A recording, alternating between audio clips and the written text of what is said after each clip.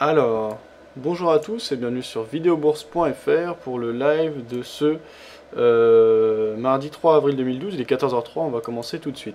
Alors je vous montre si c'est ok au niveau du son et de l'image. Et on va commencer le trading.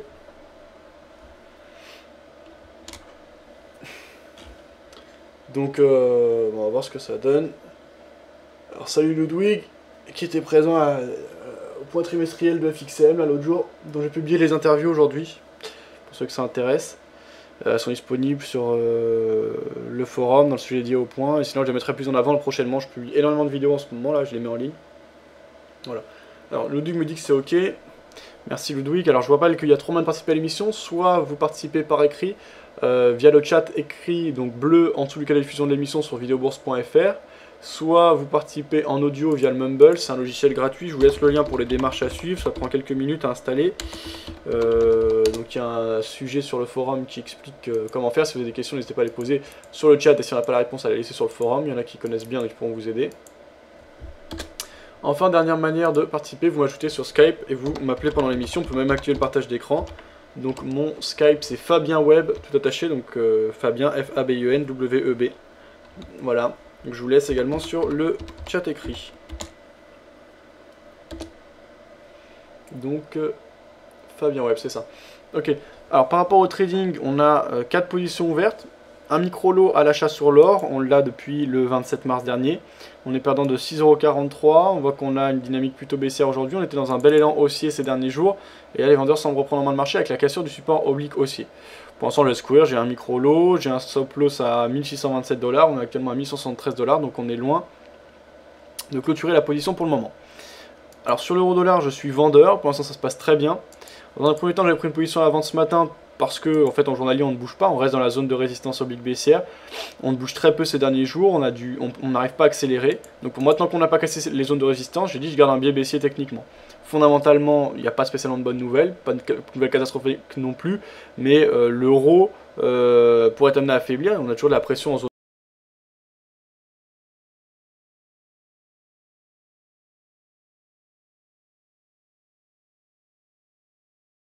de rebond et de représentation du marché par les vendeurs. De plus, la dynamique de fond long terme est vendeuse, donc je préfère être dans le sens de cette dernière, tant qu'on est sous les zones de résistance, en tout cas dans ces dernières. Donc je continue à trader à la baisse, ça a été profitable ces derniers jours sans plus, puisqu'il n'y a pas eu de gros mouvement. Mais tant qu'on est en dessous des zones de résistance, donc que ce soit la résistance oblique baissière ou l'ancien support oblique haussier tracé en gris, bon là il commence à s'éloigner, en tout cas les 1.3483, au-dessus on aura, je garde un biais plutôt baissier. Donc pour le moment ça paye bien, j'ai pris une première position à au-dessus du point pivot, donc ce matin c'était à 1.3338, on a accès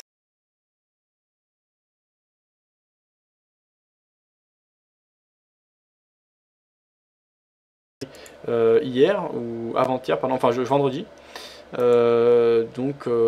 Si on casse cette zone, pour moi on peut partir dans l'autre sens, ça voudrait dire que les acheteurs tentent de prendre en main le marché, on pourrait casser la zone de résistance, à ce moment là accélérer, vous voyez ici en rouge, donc j'aurais un point d'achat, donc ce serait une inversion de la position si on devait casser cette zone. Alors tout à l'heure, dans 25 minutes on aura un chiffre important, c'est un ISM Manufacturing, on ira voir ça de plus près, relatif à l'économie américaine. Donc pour le moment je garde mon biais baissier, donc ensuite on s'est retourné, tant mieux, on a une petite phase de correction, j'ai pu shorter de nouveau, donc désormais j'ai 3 micro-lots à la vente, ça se passe bien, on est en dessous du point pivot, plutôt orienté à la baisse, maintenant reste à confirmer ça. Alors j'ai actuellement 1289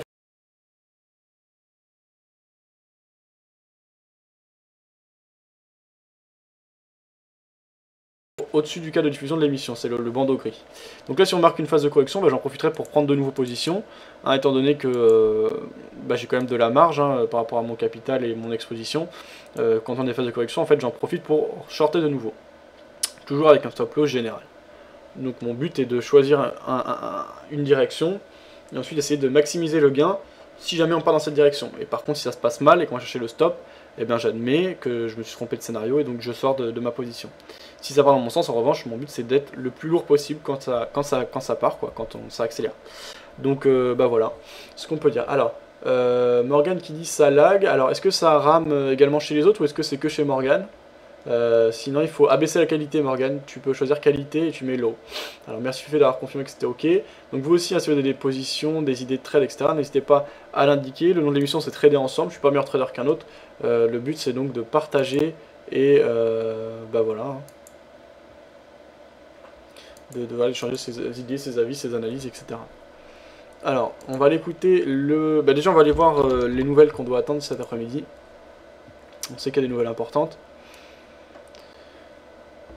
Les nouvelles importantes cet après-midi, ce sera... Non,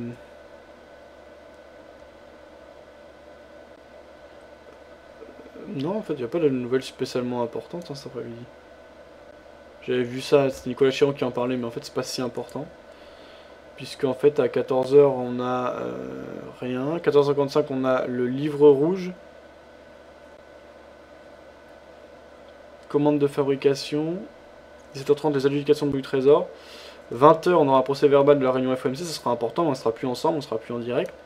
Non, il n'y a pas de nouvelles particulièrement importantes cet après-midi. Ce matin, il y a eu des nouvelles chiffres par rapport à l'Europe, et donc notamment moins 0,3%, donc le PIB conforme aux attentes et aux chiffres précédents. L'indice IPP européen meilleur qu'attendu, 0,6%, un peu moins bon que les chiffres précédents. Voilà, c'est tout, et donc justement, on ira écouter de toute façon l'avis de Nicolas Chiron, et je pensais qu'il y avait un gros chiffre, et ben non. Donc on verra ce que ça donne. Alors au niveau des nouvelles d'ordre fondamental, on va aller voir, on va aller écouter ce qui se dit. Alors, du côté des nouvelles d'ordre fondamental, on a Espagne. La dette publique va bondir à 79,8% du PIB en 2012. Le CAC perd actuellement 0,62%, donc dans une dynamique clairement baissière. Donc ça c'est bon pour nous dans le cas de notre position à la vente sur l'euro-dollar, puisque l'euro est un actif à risque et le dollar plutôt une valeur refuge. Alors, décision cette semaine sur l'attribution des parcs éoliens offshore. Le Portugal est sur la bonne voie, mais les risques et défis demeurent. La bourse de Paris en légère baisse, attentiste avant la Fed. Espagne, donc la Fed sera ce soir, hein, si c'est ça. Les investisseurs faisaient preuve d'une certaine défiance envers plusieurs pays de la zone euro, en attendant de savoir davantage sur les intentions de la réserve fédérale américaine. À 11h01, le marché est très prudent. La réunion de la Banque Centrale Européenne jeudi et le rapport sur l'emploi américain vendredi. Il attend aussi, après la clôture, la publication de la banque par la Réserve fédérale américaine des minutes de la dernière réunion de son comité monétaire. Voilà, donc c'est ça la réunion du FOMC qu'on suivra attentivement. Alors ça on avait vu, Espagne ok. Politique monétaire, Pékin demande aux États-Unis de tenir compte des autres pays. Le gouverneur de la Banque centrale chinoise, Zhu Xiaoshuan, a appelé mardi les États-Unis à tenir compte des autres pays pour définir leur politique monétaire, alors que les marchés s'attendent à un nouvel assouplissement, rapporte le site internet Caixin. Alors ça on avait vu. Brevet, Bruxelles ouvre une procédure contre Motorola. Grève des contrôleurs aériens. Enquête approfondie de Bruxelles sur la vente de Dexia au Luxembourg. Le FESF place 1,979 milliards d'euros à 3 mois, taux en hausse. Voilà donc les gros titres. Donc toujours là, en fait, de la tension et de la crainte fondamentale, pas de choses particulières. Et ce soir on regardera attentivement le FOMC. Alors écoutez les chiffres, les clés de la séance, ça c'est publié par BFM. Dans quelques instants, alors que là on corrige un peu, on est à moins 1,60€ des positions ouvertes, et ça se passe bien sur l'euro par contre, puisqu'on accumule du profit, je sais pas exactement combien, on va regarder BFM Business, 10h midi, Intégral Bourse. Guillaume Sommerer, Cédric Decoeur. Allez, on va partir en Asie tout de suite, puisque vous le savez, il y a eu un événement ce week-end en Asie. La dictature birmane a organisé des législatives partielles. La Birmanie s'assouplit. Aung San Suu Kyi, vous l'avez suivi, a été élue au Parlement. Bonjour Sophie Boisseau du Rocher. Bonjour. Bonjour, vous êtes chercheur associé à l'Asia Center. La Birmanie s'assouplit et elle veut même désormais attirer les capitaux étrangers, s'ouvrir au reste du monde, y compris ouvrir son économie. C'est une vraie ouverture ou ce n'est qu'une apparence d'ouverture d'après vous? Alors évidemment, c'est toute la question et de nombreux observateurs planchent là-dessus en ce moment, avec des signaux qui sont finalement assez contradictoires. Je crois que la réponse se situe probablement entre les deux, c'est-à-dire à la fois les signes d'une vraie ouverture et puis en même temps les risques d'une réversibilité de la situation. C'est d'ailleurs tout le pari d'Aung San Suu Kyi, c'est aujourd'hui de rendre cette apparence d'ouverture définitive, de lui donner de la substance, et d'ailleurs elle l'a annoncé, son programme est assez simple au Parlement, c'est d'instaurer l'état de droit pour que cette ouverture soit irréversible. Mais le processus restera sûrement pour les mois à venir et très probablement pour les 5 prochaines années, encore un pari. Oui, oui. Et pour attirer les capitaux étrangers, c'est vrai qu'il va falloir aussi attirer la confiance avec un système politique qui va devoir se stabiliser et s'ouvrir lui aussi. Si la Birmanie s'ouvre réellement économiquement, est-ce que c'est un immense marché auquel pourront accéder nos entreprises ? Alors écoutez, je crois qu'il faut être d'abord assez prudent. C'est certainement un énorme marché, 58 millions d'habitants, mais c'est un marché qui est encore très pauvre.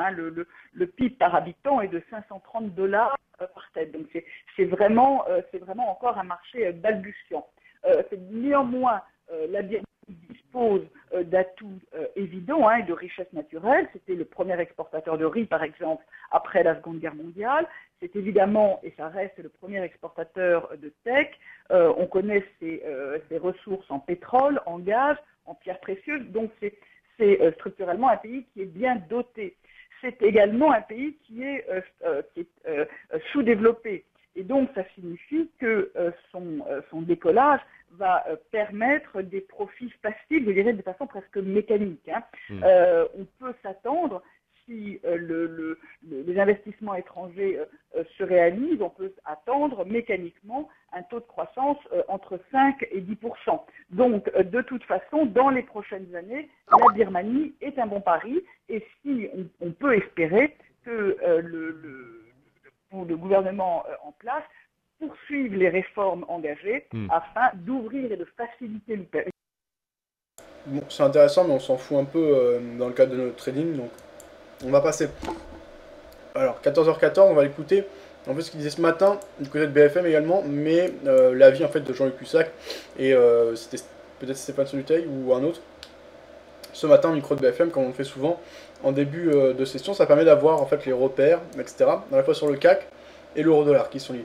Aujourd'hui, c'était Jean-Luc Cussac et Frédéric Garcia, donc Jean-Luc Cussac de Personnel Finance et Frédéric Garcia, cellule d'info d'experts chez Bourse Direct. On écoute ça.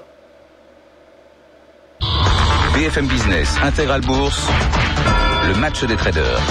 1h06 de cotation sur le CAC 40. Que peut-on conclure de cette entame de séance? Question que l'on pose à nos traders. Il y a Jean-Louis Cussac en duplex avec nous. Bonjour Jean-Louis.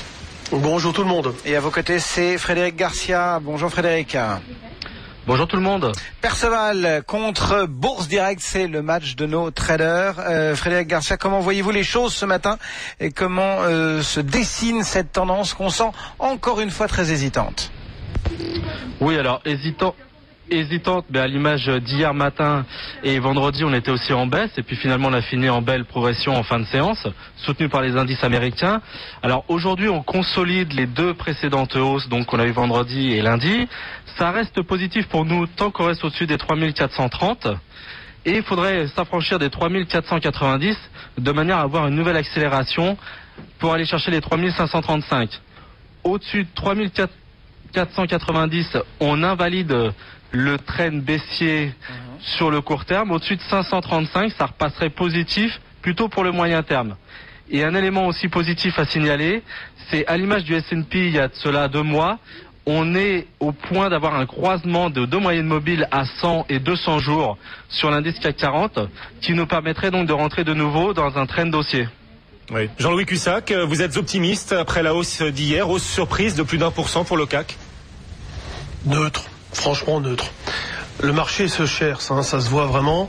Il n'y a vraiment pas de flux directionnel, un petit peu de spéculation, mais elle est extrêmement calme quand même. Et tout le monde attend que peut-être le siège se dégage. Donc surveillez 3475,80 qui est la plus proche résistance, au-dessus de laquelle on s'améliorerait à nouveau. 3505 pour davantage jouer l'achat. On va dire qu'entre 3475,80 et puis un niveau support comme 3435, je vais jouer une zone neutre. Sous 3435, un petit biais baissier. Ensuite, ça serait 3380, le niveau qui a bien fonctionné ces derniers temps au plus bas. Dessous, une nouvelle impulsion baissière se déclencherait. On n'en est pas là. On est vraiment à la recherche d'idées. Donc toujours beaucoup de sélectivité sur les actions. On le voit très clairement avec ces divergences extrêmement fortes qu'il y a entre des actions qui sont au plus haut et d'autres qui sont au plus bas. Donc pas de vulnérabilité en tout cas du marché. Sur le marché des devises, Jean-Louis, également, il y a énormément d'interrogations. Certains nous pronostiquaient une envolée. Et pour le moment, on a l'impression qu'on stagne finalement sur le dollar 33,50 et qu'on ne parvient pas vraiment à casser un plafond de verre qui nous cape un petit peu. Quel est votre sentiment ? C'est un petit peu la même chose que sur l'indice. On est toujours, on va dire, bien orienté. Moi, je joue toujours un sens privilégié haussier. C'est vrai que j'achète sur des replis pour essayer d'optimiser l'écart potentiel, car comme vous l'avez signalé, ça fait maintenant 6 jours qu'on bute sous un 34. Donc là, par exemple, il y a un 33,30, un 33,10, un 32,80, 3 niveaux proches sur lesquels je tente des rebonds. Et on va dire que tant qu'on est au-dessus d'un 31,30, il n'y a aucune alerte à la baisse. Donc un 31,30 à surveiller de près. Et puis on continue achat-vente. Et ce qu'on achète, si ça baisse, si ça part dans le mauvais sens, eh bien ça serait un 31,30 le signal de sortie si on passait dessous, avec toujours une tendance baissière plus basse, enfin, sur un niveau plus bas, ce serait plutôt un 29,20. Alors c'est vrai que l'idée, ça serait de remonter le retournement de tendance à un 31,30. Je pense que d'ici peu de temps, je vais le faire. Frédéric Garcia, pour l'instant, c'est vrai que l'euro se tient bien face au dollar. Ça va durer selon vous ?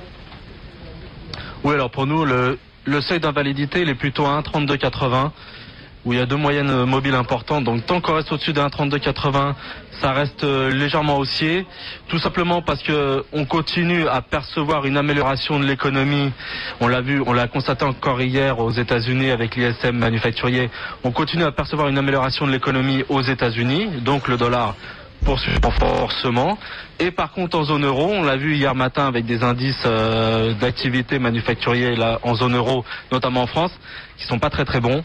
Donc ils sont passés en dessous des 50. Donc voilà, le décalage il se fait naturellement en faveur du dollar, même si c'est vrai que pour l'instant il n'y a pas vraiment une tendance très prononcée, mais ça reste positif, donc au-dessus des 1,3280. Merci beaucoup à tous les deux, donc Jean-Louis Cussac qui était en duplex depuis Perceval Finance Conseil et Frédéric Garcia, membre de la cellule info d'experts chez Bourse Direct. Le CAC. Voilà donc le point réalisé par Jean-Louis Cussac et Frédéric Garcia. Alors on va passer à d'autres avis en fait pour on va faire une petite parenthèse, on va regarder le nombre d'achats et de vendeurs chez les différents brokers. Donc on va commencer par Oanda. Alors que là le mouvement baissier reprend. On a vu que je n'ai pas exactement les mêmes avis parce que moi je suis clairement orienté à la baisse, ce qui n'est pas le cas pour eux. Clairement non, parce que pour l'instant il n'y a pas de signe de forte reprise, enfin de force, donc il n'y a pas de signe vraiment de reprise en bas du marché par les vendeurs. Par contre on est en dessous de zone de résistance importante, dans le sens de la dynamique de fond. Donc je privilégie la vente. Et pour l'instant ça paye bien, en tout cas je vais pas me plaindre ces derniers jours. Donc on voit que sur l'or on a une énorme majorité d'acheteurs, c'est toujours le cas, ça ne veut pas dire grand chose. De toute façon même ça, c'est que les particuliers, donc ça ne veut pas dire grand chose. Simplement Oanda c'est le plus gros broker aux États-Unis. En tout cas le broker qui contient le plus grand nombre de clients. Donc c'est quand même intéressant de voir les forces acheteuses et vendeuses. Et sur Eurodollar on voit qu'on a une grande majorité de vendeurs. Donc je suis dans le sens de cette majorité vendeuse sur Eurodollar. Si on regarde un petit peu chez d'autres, donc chez Duca, Scopy, on va les avoir ici.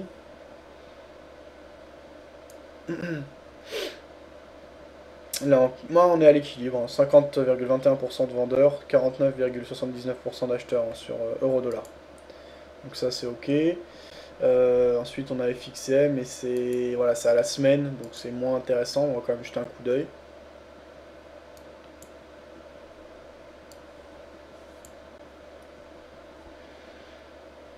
Donc on a seulement 38% de long, c'était vendredi. Donc une majorité de vendeurs ici aussi. Et on va terminer par, en fait...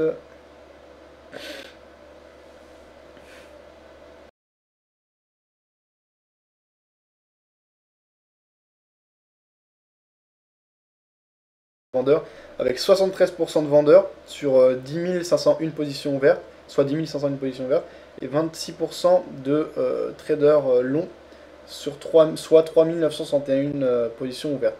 23% des traders trade actuellement l'euro-dollar, donc on voit que c'est le produit majoritairement tradé.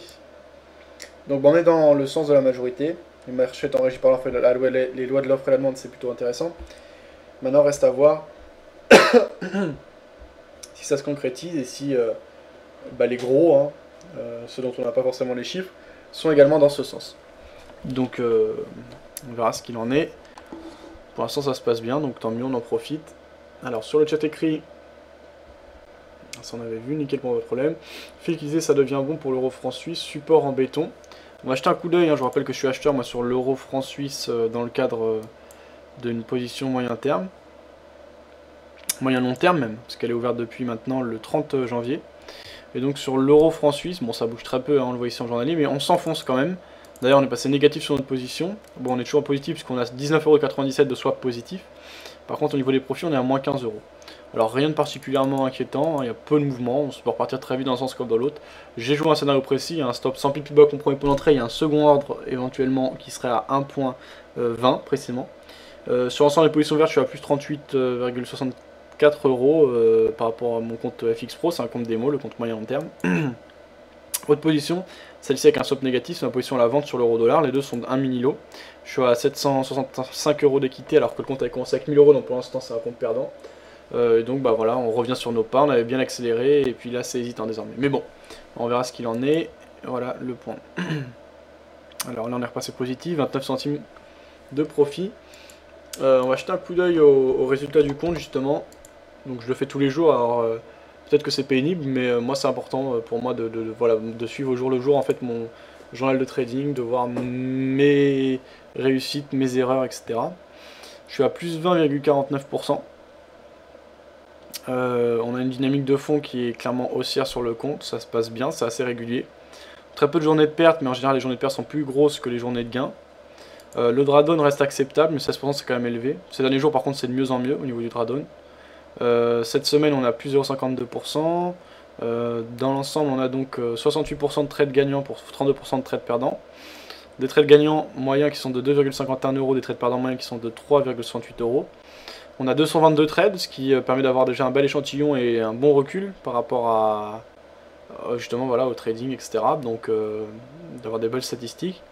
On a tradé 3,18 lots, donc essentiellement c'est avec des micro lots ouverts à chaque fois, donc voilà, ça fait pas mal de trades. Trade dure en moyenne 10h41 minutes. On a 638 pips positifs. Essentiellement on trade l'or et l'euro dollar. Donc précisément l'or qu'on a ici, on a 45 trades qui ont été passés. On a réalisé 1254 points. Donc en fait il considère que c'est une décimale en fait, à 1 point. Sur euro-dollar ensuite on a tradé en tout 92 trades et on a 90,6 pips positifs. Donc voilà, c'est tout ce que j'ai à dire. Donc on va essayer de continuer dans ce sens là. Au niveau du profit, ben, on est sur les plus hauts quasiment. Donc bah, c'est bien pour l'instant, il faut continuer dans ce sens là et puis ben, on va progresser. Depuis j'ajoute régulièrement du capital, ce qui permet de réduire le risque.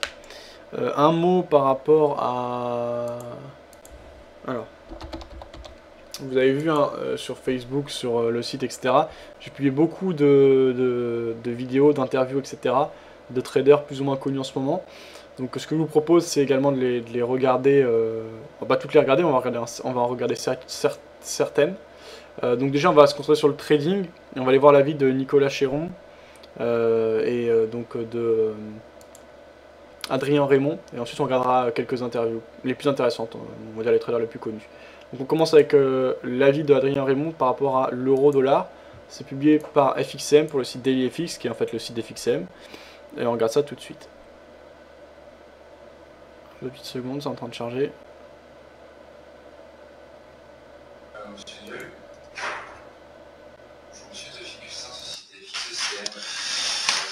Bonjour à tous et bienvenue au point de marché du matin. Nous sommes mardi le 3 avril et les marchés européens ouvrent en légère hausse. On a le CAC 40 tout à l'heure était dans le rouge, le DAX à l'équilibre. Alors on a quelques signes d'hésitation ce matin après une séance que j'ai envie de dire qui était très irrégulière hier. Les indices le matin qui ont ouvert donc dans le vert et puis qui sont passés dans le rouge et puis dans la dernière heure d'échange les marchés européens ont rallié et ont fini en forte hausse. Donc c'était une séance un peu compliquée hier finalement, Je pensais, lorsque les indices sont passés dans le rouge le matin, je pensais que notre scénario baissier était donc était validé et que l'on pouvait donc passer à la vente sous les résistances, enfin sous des seuils journaliers que l'on testait hier. Eh bien, ces seuils ont finalement été cassés à la hausse et on a fini quasiment sur les plus hauts. Maintenant, la question que l'on doit se poser, c'est que est-ce que l'on va avoir cette semaine une poursuite, donc continuation de ce rebond technique pour donc franchir les plus hauts de la semaine dernière, donc et puis faire un retour vers les plus hauts annuels, ou bien est-ce que c'était juste un rebond technique pour mieux vendre plus haut? C'est la question que moi personnellement je me pose. Je pense que vu les indices américains qui ont quasiment effacé toutes leurs pertes de la semaine dernière, c'est possible que les ventes en swing, ceux qui sont vendeurs en swing, pourraient se faire sortir finalement du marché alors que les investisseurs sont toujours présents. Donc je sais que l'on parle d'un potentiel sommet, il faut pourtant une confirmation et c'est un peu frustrant de voir finalement les supports tenir comme cela, si vous êtes vendeur bien sûr, mais on va voir pour cela. Donc pour le moment je suis toujours vendeur du CAC 40 depuis les 3520 points, voilà, avec mon stop remonté juste en dessous. Donc pas de risque pour moi, mais si je devais me faire sortir du marché, eh bien c'est-à-dire que finalement on va tracer de nouveau plus haut sur le CAC 40, le DAX également, et que on va donc étudier des stratégies acheteuses potentiellement, enfin probablement vers la fin de cette semaine. Donc je sais ce que je note en ce moment. On avait des chiffres, de mauvais chiffres en Europe hier, l'indice PMI, les indices PMI en zone euro, et puis également le taux de chômage, et puis les chiffres du secteur automobile en France également. Malgré cela, l'ISM aux États-Unis dans l'après-midi a permis donc aux acheteurs de prendre position et c'était donc un rebond impressionnant, et cela c'est ce que l'on va prendre en compte ce matin.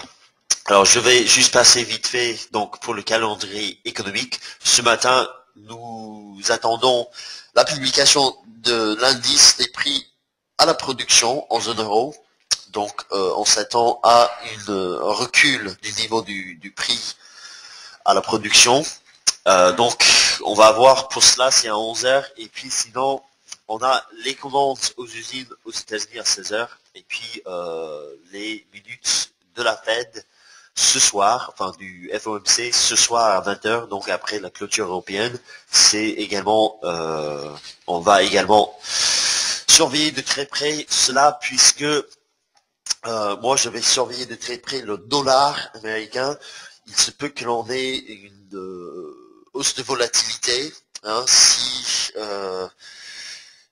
effectivement dans ces minutes on a donc sûrement on va parler quelque part de des perspectives de croissance aux États-Unis, et donc des perspectives des possibilités d'un nouveau programme de rachat des obligations, des titres obligataires. Donc c'est à voir à 20h. Je pense que graphiquement le dollar pourrait nous sommes sur un support important, donc ce qui se passe ce soir serait crucial pour le reste de la semaine, je pense. Donc je vais avec ceci passer de suite sur les graphiques, et je vais vous montrer d'abord en fait le dollar, vu que je viens de parler du support. Alors le dollar, et puis je vais passer vite fait je vais faire un retour sur les indices. Le dollar ce matin a testé encore une fois son support à 9895.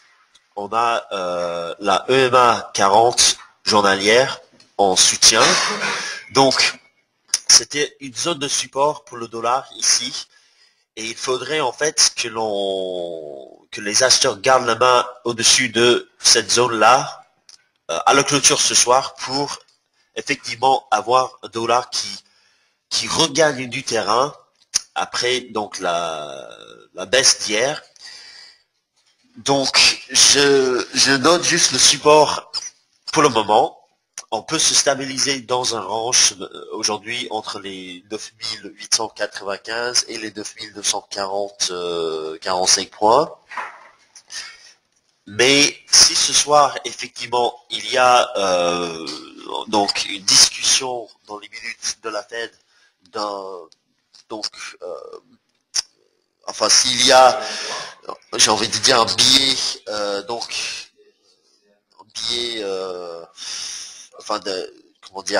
des perspectives pessimistes de la part de la Fed, cela pourrait alimenter des spéculations sur un QE3 et dans ce cas-là, le dollar pourrait casser effectivement ce support pour tester. Donc j'ai un biseau d'élargissement de moyen terme, tester le bas de ce biseau et on va surveiller une cassure de cette oblique dans les prochaines séances pour avoir une chute du dollar en avril et en mai, une poursuite donc vers le creux fait en février.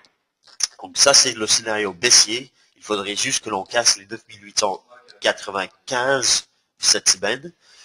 Et puis sinon, tant que ce seuil tiendra, eh bien peut-être potentiellement on va parler d'un double bottom pour casser à la hausse les 9245 et puis sortir par le haut de ce drapeau que j'étudie également. Donc sorti par le haut pour donner donc un signal haussier, un scénario haussier en avril pour donc faire un retour vers les plus hauts annuels.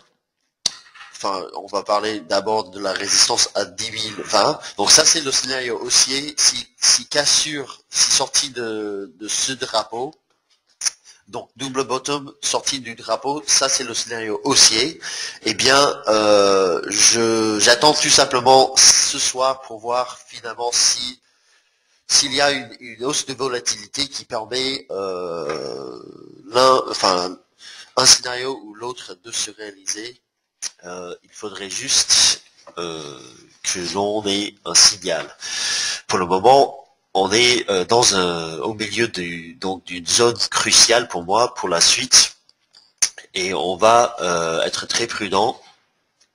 Donc potentiellement, on va avoir un attentisme donc sur le dollar et de ce fait sur le forex avant les minutes du FOMC ce soir. On va voir pour cela. Donc maintenant, vu le dollar qui tient sur un support, rien d'étonnant que ce matin on a une hésitation sur les marchés boursiers. Alors le CAC 40 qui est donc stable sur les 3464 points ce matin. Après le rebond hier au-dessus des 3400, on avait fait un range intraday hier entre 3400 et 3430. Eh bien, finalement, les acheteurs se sont présentés sur le bas du range pour donc engendrer le rebond. Maintenant, on va surveiller de très près la zone des 3480, 90 et même la moyenne mobile 20 jours ici à 3496, puisque c'est une zone de résistance, cette zone ici. Donc potentiellement une zone de résistance, peut-être une zone de résistance que l'on va surveiller aujourd'hui. Et puis si jamais l'on devait casser à la hausse donc les 3500, et bien cela veut dire que l'on va probablement tracer de nouveaux plus hauts au-dessus de ceux de la semaine dernière et puis faire un retour vers les 3600. Donc voilà la situation dans laquelle nous en sommes. C'est un CAC 40 qui fait un rebond, mais la question c'est est-ce que on va passer vendeur dans cette zone pour jouer donc un potentiel pullback vers une zone de résistance. On peut étudier cette ligne de tendance ici qui a été cassée et donc une zone de résistance pour rechuter vers les 3340 séquences dans les prochaines séances. On va voir. Donc si vous êtes vendeur offensif, vous allez chercher un point de vente aujourd'hui dans cette zone, avec un stop préférablement au-dessus des 3500 pour jouer un tel scénario. Mais si vous êtes acheteur, eh bien, c'est peut-être trop tard. Peut-être on va préférablement attendre une cassure des 3500 pour passer à l'achat, ou bien un nouveau repli vers les 3430 points. Puisque on est un peu au milieu de nulle part sous une résistance potentielle et moi je n'ai pas envie d'acheter dans cette zone des prix actuelle. Donc cela ne veut pas dire que je passe forcément vendeur ici dans la zone dont je viens de parler des 3480 points, mais c'est vrai que l'on a donc un nœud de résistance dans cette zone en intraday. Donc voici mon graphique en H4. Ok, donc pour ceux qui veulent retrouver cette analyse en entier, je vous laisse le lien sur le chat écrit. Et donc nous on va reprendre nos graphes. Pour le moment il n'y a pas beaucoup de mouvement depuis tout à l'heure en vérité. On est ici à MSAC dans un espèce de range, dans une zone d'accumulation. Donc pour l'instant pas de gros mouvements. On a voilà au point d'équilibre au niveau des positions ouvertes. Si on corrige plus, ce sera l'occasion de rentrer de nouveau. Si on accélère, tant mieux. Donc là, les deux scénarios me vont. Par contre, si on repasse au-dessus du point pivot et des moyennes mobiles exponentielles, là, ça commencerait à être inquiétant. Par exemple, si on y allait tester les 38.2, ça me dérangerait pas parce que ça me serait un bon point d'entrée de nouveau. Donc voilà, pour l'instant, les deux scénarios me vont. Il est 14h40, donc on a tout le temps pour trader, etc. On va continuer à prendre le pouls et les avis des uns des autres. On a regardé l'analyse de Nicolas Chéron. Avant ça, je vais répondre aux quelques questions sur le chat. Donc ça, on avait vu. Ça devient bon pour ça, on avait vu. FOMC ce soir, tout à fait. Salut qui disait short euro à 33.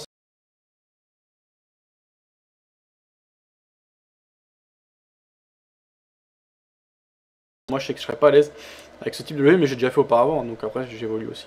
Alors moi, au niveau du point d'entrée, j'en ai trois différents. Donc le premier c'était à 1.3361, le second à 1.3338 et enfin un à 1.3317.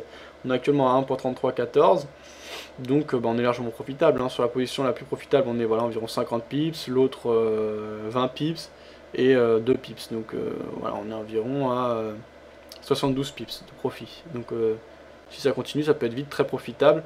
Je parle de cumulé pour chacune des positions. Donc là actuellement, je suis exposé avec 3 micro-lots à la vente sur euro-dollar. Donc deux scénarios possibles, soit on accélère franchement et là c'est le jackpot. Jackpot je sais pas, mais en tout cas ce sera vraiment intéressant.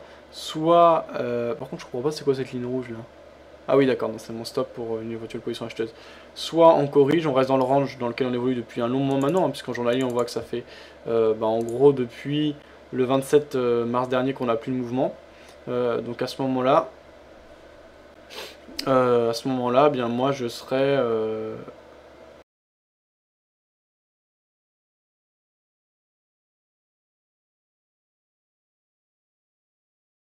on peut avoir une grosse accélération aussi, on n'est jamais à l'abri.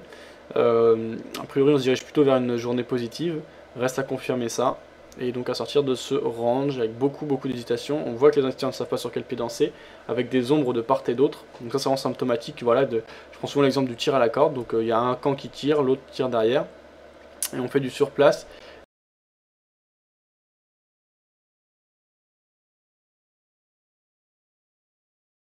Semaines maintenant quasiment, depuis le 26 mars dernier. Donc on va voir Alors 2 semaines j'abuse, depuis 1 semaine et quelques.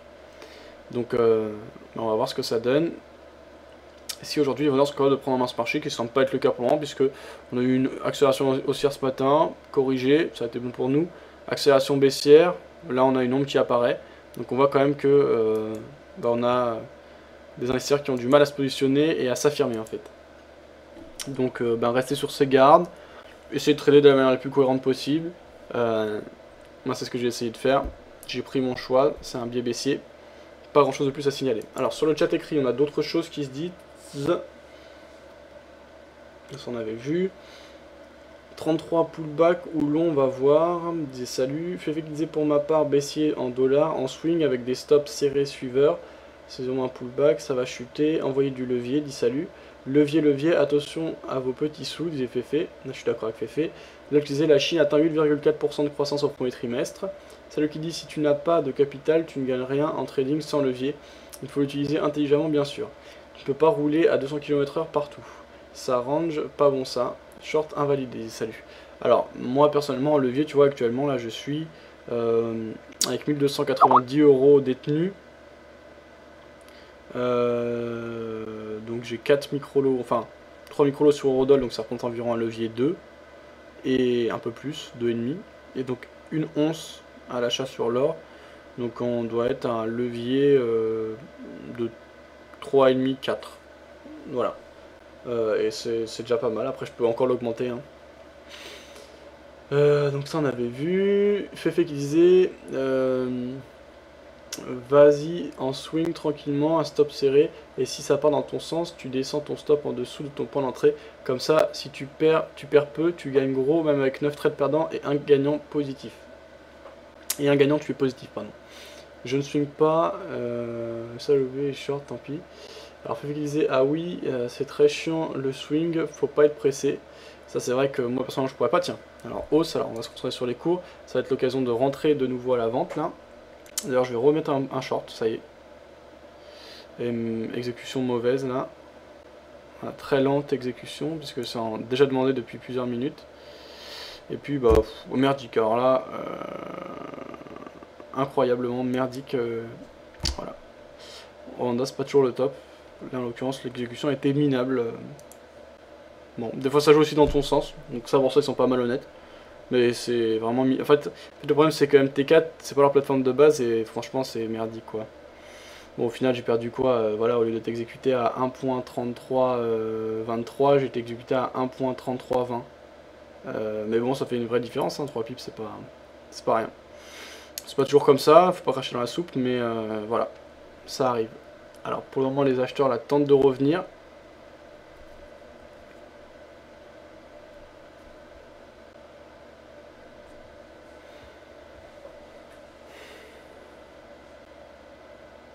On avait vu. Pour ce il faut un gros capital, sinon tu gagnes que dalle. Si tu trades pour gagner ou perdre, l'équivalent du RSA ça ne sert à rien. Ça dépend, salut, hein, en vérité, pour moi il n'y a pas de règle absolue, puisque si tu as le temps, tu as une activité à côté par exemple, même en prenant, voilà, on l'a vu, 10% par mois avec un capital modeste, en 4 ans tu peux avoir des sommes énormes. Et pourtant au départ avec 3000 €, quand tu vas prendre 10% par mois, tu vas prendre 300 €. Si tu as ce capital tourné, au bout de 4 ans tu es millionnaire, donc faut relativiser les choses hein, quand même. Donc ça on avait vu. Un peu qui disait, je vois au loin les intérêts composés sur 10 ans, donc pas le même état d'esprit. Voilà, voilà, on se rejoint exactement avec Fefe. Salut qui dit bien joué pour les short fab, non pas l'intérêt composé. Réduire le risque au fur et à mesure que le compte grossit. Tu ne traites pas de la même façon avec 1K qu'avec 100K. Ça dépend, salut, ça dépend complètement de ton point de vue, il n'y a pas de règle absolue. Chacun a son idée là-dessus. Intérêt composé c'est juste des maths, donc de la logique, tout le contraire des marchés, dit salut. Moi je ne re-shorterai pas. Alors, Phil qui laisse un lien. Merci Phil. Alors, vers la conférence du 30 mars. Suite à la conférence organisée le 30 mars, aussi les documents qui vous ont été remis. Autorisation du collège de plus, vous préparez une section qui sont nécessaires. D'accord, très bien, merci. Et donc, justement, on va regarder Phil par rapport à ça. En fait, les interviews qui ont été réalisées pour moi-même, à ce salon. Et ensuite il y aura une diffusion de la conférence, de partie de la conférence plus tard, mais pas tout de suite. Mais c'est des maths, tout ça. En 4 ans, ça ne veut rien dire. NC en 4 ans, ça ne veut rien dire. Bah explique-toi plus précisément, salut. Pour moi, ça veut dire quelque chose, même de très précis. Hein. Donc après, chacun son point de vue. Donc par rapport aux interviews, là, par rapport au point de marché trimestriel donc de FXCM, alors que les vendeurs reviennent assez bien, malgré la mauvaise exécution, on est positif. J'ai toujours un peu en travers de la gorge, j'avoue, mais bon. Alors il y avait 3 interviews, notamment une intéressante donc de Philippe Lermy sur les émissions obligataires. On va écouter celle-là. Donc je vous retrouve dans quelques instants. Mais c'est pour ça qu'ils reviennent autant de fois qu'ils veulent. J'ai fait exprès parce que pour gagner. Ok. Merci. Voilà, au revoir. Bon appétit. Alors, bonjour Philippe Lermy, vous êtes présent sur ce séminaire donc FXCM. Je crois que c'est organisé régulièrement. Donc vous avez encore donné beaucoup d'informations ce matin lors de la conférence. Moi je n'ai pas pu y assister, mais elle a été filmée, donc je crois que ça sera retransmise via FXCM.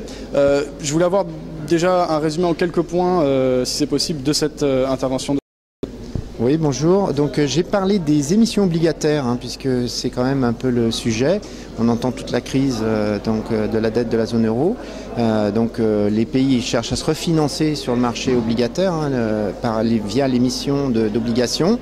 Et j'expliquais l'intérêt de connaître les obligations pour un trader forex, puisque ça a un impact. Hein. Si une obligation se passe bien, ça va avoir tendance à faire monter l'euro, une obligation européenne. Si ça se passe mal, l'euro va baisser. Donc il faut savoir connaître comment le calendrier des options, à quelle heure elles sortent chaque jour, et donc surveiller comment l'émission s'est déroulée. C'est-à-dire, est-ce qu'il y a eu beaucoup d'investisseurs qui ont sursouscrit, hein, c'est comme une introduction en bourse d'une action, il faut savoir si elle a été très demandée ou pas. Et en fonction de ça, on peut voir un impact que ça va faire sur l'euro. On regarde aussi le taux d'intérêt, hein, puisque en fait le taux d'intérêt va aussi déterminer si l'État va se endetter de plus en plus ou de moins en moins. Si le taux d'intérêt est faible, donc c'est un bon signe pour le pays. Donc que ce soit l'Italie ou l'Espagne, c'est aussi un bon signe pour l'euro. Donc c'est une chose à regarder. Hein. Trader Forex, c'est avant tout d'être trader de taux d'intérêt. Ce sont des vases communicants, hein, les devises. Ok, et justement, où suivre en fait ces émissions d'obligations? Quelle est la référence pour avoir les informations au plus vite et peut-être des interprétations, des choses comme ça? C'est ça le problème, c'est que c'est quand même un marché de pro. Donc j'ai indiqué comment on peut trouver des calendriers d'échéance, c'est pas une échéance, c'est d'émissions obligataires. Donc le mieux, sincèrement, c'est que les gens s'inscrivent sur mon site et puis je leur donnerai les moyens de trouver les informations. Voilà, justement, ça permet d'enchaîner. En fait, vous participez à de nombreux événements. Vous avez vu la semaine dernière au salon de l'analyse technique. Aujourd'hui, vous êtes donc à ce séminaire FXCM. Du coup, vous avez beaucoup d'informations dans ces conférences. Est-ce que vous pouvez préciser l'intérêt pour un particulier de suivre vos formations? Qu'est-ce qu'il y apprend en plus? Alors, ce que je leur apprends surtout, c'est que font les gros intervenants sur le marché, puisque ce sont eux qui drivent le marché dans la réalité. Hein. Ce sont des ordres de plusieurs milliards qui sont en train de faire des soutiens quand c'est un ordre à l'achat ou des résistances. Et donc le but, c'est de comprendre ce qu'ils font, pourquoi ils le font. Ils ont tous des motivations différentes, hein, que ce soit une entreprise exportatrice comme ADS ou alors un fonds souverain du Qatar. La motivation n'est pas la même. Donc ça veut dire la façon d'intervenir, les moments d'intervenir sur le marché sont différents. Et tout ça, il faut le savoir. D'accord, justement, vous pensez que c'est décisif et que ça a vraiment un poids très important. C'est la base de votre approche en tout cas. Toute l'expérience que j'ai vient de... Je suis en contact avec 60 banques, hein, et c'est eux qui m'ont appris le marché, quoi. Je veux dire, c'est pas personne d'autre, et ils surveillent tous les flux, d'où viennent tous les flux, donc on sait leur activité, on sait pourquoi ils le font. Et du coup, on anticipe. Hein, quand on sait qu'il y a un gros vendeur qui risque d'arriver à tel endroit, à tel niveau, à telle heure, etc., on se met vendeur avant. Donc par rapport à vos formations, tout est expliqué très clairement à ce niveau, comment suivre ça, où aller, comment interpréter, etc. Tout est clairement expliqué. Oui, en fait, je donne dans la formation que des informations qui sont accessibles aux particuliers. Évidemment, il y aura toujours des petits trucs pas accessibles. C'est comme là, les obligations. J'ai eu du mal à trouver certaines infos, mais je les ai trouvées. Et donc les gens sont au même pied d'égalité qu'un professionnel. Ok, très bien, excellent. Merci beaucoup Philippe Lernu pour cette intervention et puis bonne chance. Vous vendez également votre livre, hein, c'est ça? Oui, je vends le livre, donc pour ceux qui veulent connaître les bases, c'est un prérequis indispensable. Très bien, merci beaucoup Philippe. Merci Fabien. À la prochaine. Au revoir. Au revoir.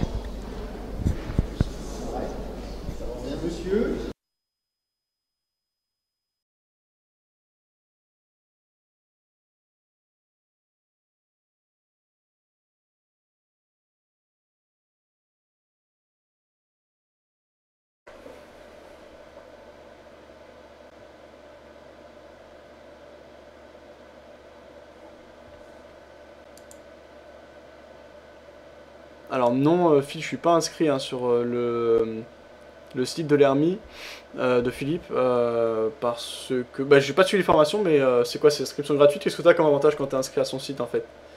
Alors, on va regarder d'autres intervenants. Alors, notamment, il y avait une intervenante hein, de l'AFAT qui était Karen Pelwal sur Ishimoku. Donc on va écouter ce qu'elle a à nous dire. Alors que là, on a des vendeurs qui tentent de remettre la pression, c'est bon pour nous. J'espère que le mouvement va se poursuivre. On écoute Karen Pelwal, donc de l'AFAT, à propos de l'indicateur Ishimoku. Alors, bonjour Karen Pelwal, donc vous êtes trader indépendante pour compte propre. Vous venez d'animer une conférence sur Ishimoku. Ça fait combien de temps que vous tradez pour compte propre? Alors pour compte propre, ça fait à peu près 4 années et demie. Avec l'Ishimoku même, 2 ans et demi de façon intensive.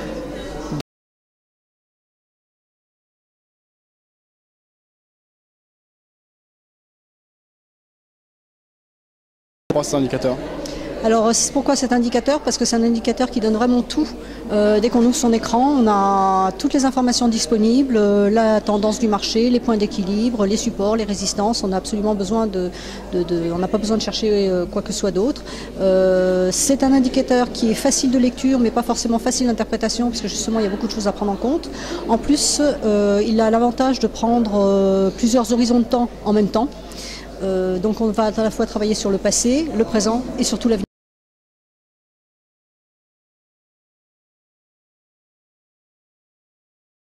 Les prochaines semaines ou les prochains mois sur une tendance.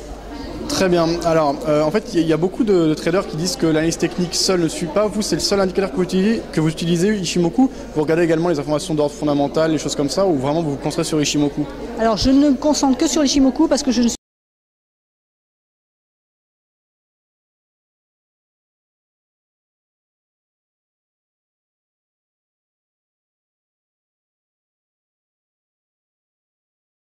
absolument pas. Je prends des mouvements qui apparaissent sur mon écran. Je n'ai pas besoin de savoir si Bernanke va dire ceci ou cela, s'il y a un QE3 en préparation. Donc je suis vraiment pure analyste technique. Ok. Et ce choix de trading sur du très court terme, c'est par rapport à Ishimoku parce qu'il est plus efficace sur des horizons de temps courts, ou c'est par rapport à votre plan de trading, vos habitudes, votre plan de management éventuellement? Non, c'est un indicateur qui est aussi bien efficace en long terme sur le daily et le weekly, mais ça marche aussi effectivement très bien sur le 5 minutes et le 15 minutes. Le choix du court terme, c'est simplement un choix personnel, c'est-à-dire j'ai du mal à gérer des positions qui vont durer longtemps. C'est un problème de gestion de stress tout simplement. Je préfère rester en position un quart d'heure, voire une demi-heure, une journée, 2 jours, une semaine, je peux pas. Donc, mais par contre, l'Ishimoku marche effectivement très très bien en très court terme. Ok, très bien. Alors, une question un peu différente de l'Ishimoku. En fait, il y a beaucoup de traders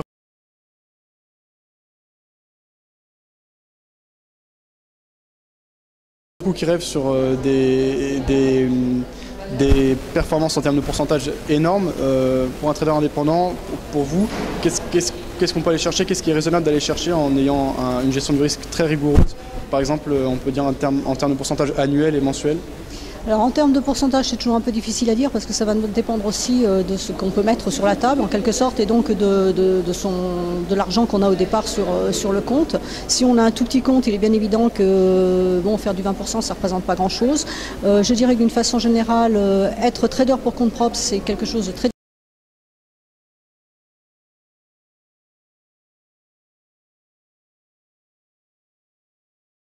management parce que comme je le dis, l'argent qu'on perd, c'est notre argent qu'on perd. On n'a pas de salaire à la fin du mois.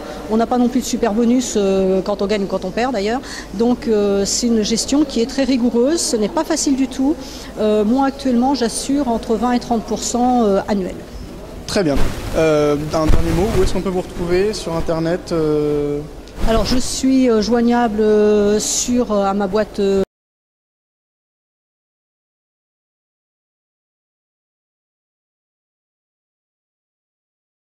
la secrétaire et la trésorière adjointe, donc afat.com, et je suis aussi joignable au centre de formation CEFAT, chez qui je donne des cours justement à propos de cette méthode principalement, donc à cefat.fr. Très bien, merci beaucoup Karine Pelloual et bonne fin de séminaire. Merci. Alors je me rends compte qu'il y a eu des problèmes de son.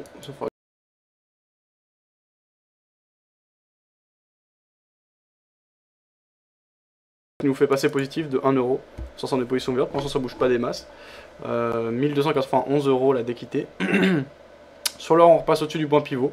14h58, donc les marchés US ouvriront dans 32 minutes, il y a encore du temps. Sur Eurodollar on est toujours assez peu volatile. Les acheteurs ont mis la pression, on est revenu tester la moyenne mobile exponentielle 50. Donc les 38.2, la pression de fond, la dynamique baissière n'est absolument pas remis en question, c'est simplement un rebond. On a essayé d'en profiter, bon, malheureusement on est exécuté en retard, ce qui fait que c'est un peu moche. Mais normalement on avait pris presque en haut du rebond. Donc c'est plutôt pas mal, on va voir ce que ça donne. En tout cas on garde un biais clairement baissier sur l'Eurodoll. Et on reste bien orienté malgré le fait que les vendeurs aient du mal à prendre clairement et fermement en main ce marché. J'enregistrerai combien de vidéos le 30 mars? Alors j'en enregistrerai beaucoup en fait Phil. Le problème c'est que pour l'instant je suis autorisé qu'à diffuser les interviews et de faire un best-of de toutes les conférences. Puisque les conférences seront ensuite disponibles de leur entièreté sur le site de FXM Daily FX. Et donc ils veulent garder comment ça s'appelle, l'exclusivité quoi, en tout cas la fraîcheur comme ils disent, la première, comment on dit quoi, les premiers à diffuser ça. Ce que je voulais dire c'est toutes ces vidéos, vous pouvez les retrouver dans la partie vidéo de Vidéo Bourse. Alors, par contre elles sont pas bien classées puisque je les ai mis dans la partie analyse pour certaines alors que c'est dans l'interview normalement, donc allez dans la partie vidéo en général et vous allez toutes les retrouver. Autrement vous les retrouvez sur la chaîne YouTube, donc je vais vous mettre le lien. Donc il y en a beaucoup parce qu'il y a en même temps les vidéos de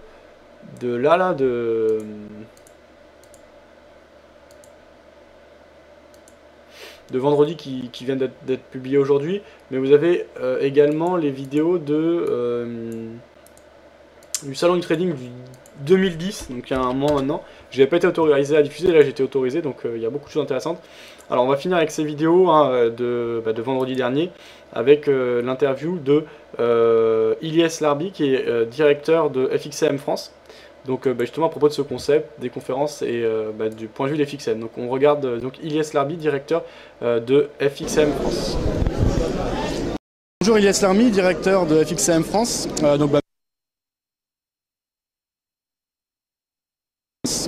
Merci de nous avoir conviés à ce séminaire. C'est quelque chose que vous organisez régulièrement ou c'est un événement exceptionnel ?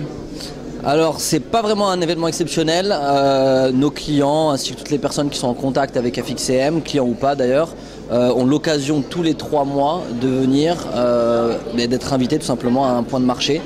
Donc le but de ce point de marché c'est pas de vanter les mérites d'FXCM ou autre, c'est un réel point de marché. Donc on parle d'actualité du marché, on invite des intervenants connus.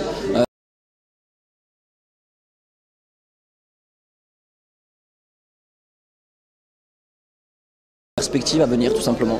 Ok, alors justement c'est vraiment génial, on est ici dans le Palais Brognard, donc on est dans une salle assez prestigieuse. Les intervenants qui sont là, c'est quand même des gens qui ont une certaine notoriété, une expérience dans le milieu, etc.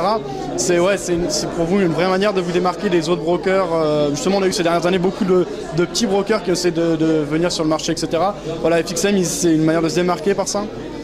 Alors bon, FXM déjà on se démarque au niveau mondial par le fait tout simplement qu'on est un des plus gros, si ce n'est le plus gros courtier au monde sur le Forex pour le particulier.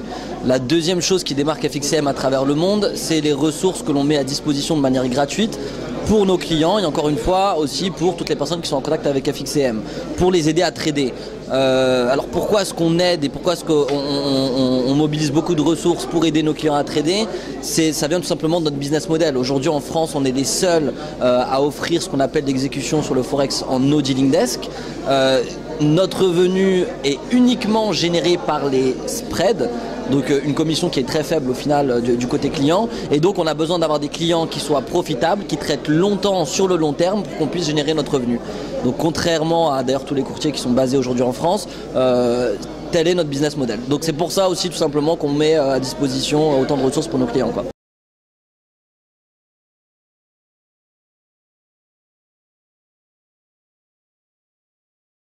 Vous avez forcément, je veux dire, tout ça se passe aux États-Unis, il n'y a rien au bureau français. Le bureau français, c'est de la représentation, c'est justement de l'organisation, du suivi client, des choses comme ça.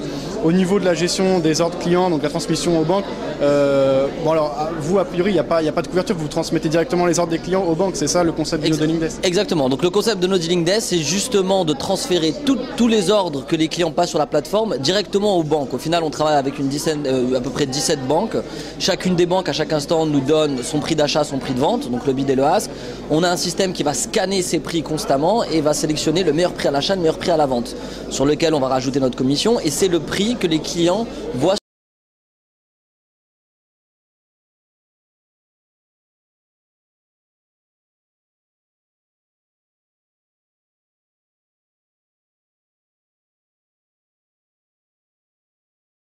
de jouer par exemple, d'aller chercher les stops des clients.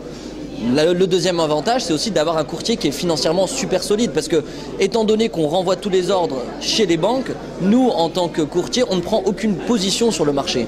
Donc on n'a pas de risque par rapport aux fluctuations de marché. Contrairement par exemple à un courtier, on a vu récemment World Spread disparaître justement à cause entre autres de ce qu'ils appellent en anglais unusual client trading pattern, qui est tout simplement le fait que les clients tradaient de manière plus ou moins surprenante, pour ne pas dire gagnante, par rapport à la position que lui prenait contre ses clients. Ils se sont retrouvés en faillite. Aujourd'hui, il y a pas mal de clients qui sont basés en France, qui ne savent pas quoi faire, qui avaient investi au sein de ce courtier. Donc c'est un réel avantage, non seulement au niveau du prix de l'exécution, mais aussi de la sécurité que l'on donne à nos clients. Ok, bah justement pour finir, à propos de la sécurité, qui est un des gros points comme vous l'avez dit, parce qu'on a même des gros établissements qui tombent. Bon, World Spread, c'était quand même régulé par la FSA, c'est pas non plus le petit oui-oui qui est sorti de n'importe où. On a aussi des très gros établissements comme Lehman Brothers ces dernières années qui sont tombés. Donc au niveau sécurité, FXM c'est un des plus gros courtiers, donc on se doute que les fonds sont en sécurité, mais plus précisément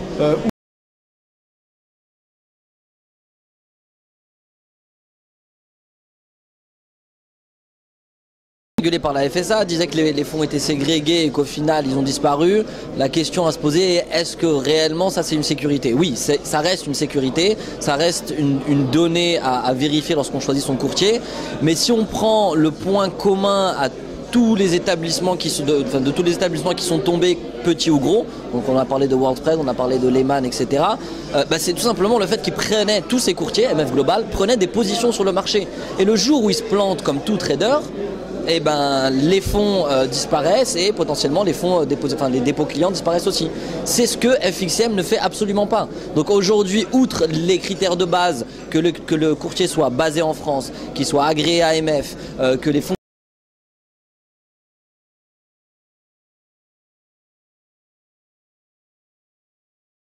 le meilleur moyen de le savoir, c'est de demander une exécution no dealing desk. Et pour vérifier si votre courtier est réellement en exécution no dealing desk, le critère le plus simple, c'est d'aller demander à votre courtier si vous pouvez placer un stop, par exemple, à moins d'1 point de votre point d'entrée. Est-ce que votre courtier vous laisse placer, si je rentre à 1,3200 sur le marché, est-ce que j'ai le droit de placer mon stop à 1,3199? Si ça c'est possible, ça veut dire que votre courtier ne prend pas de position sur le marché. S'il vous impose une distance minimum, en gros il vous impose un minimum de perte et il se donne lui le temps de pouvoir se couvrir ou non par rapport à la position que vous avez prise. Il prend donc des positions sur le marché. Ok, merci beaucoup pour toutes ces informations et puis bonne fin de séminaire. On a encore plusieurs conférences à aller voir. Merci beaucoup Ilyes. Merci à vous. À bientôt. Voilà donc le point réalisé par moi-même.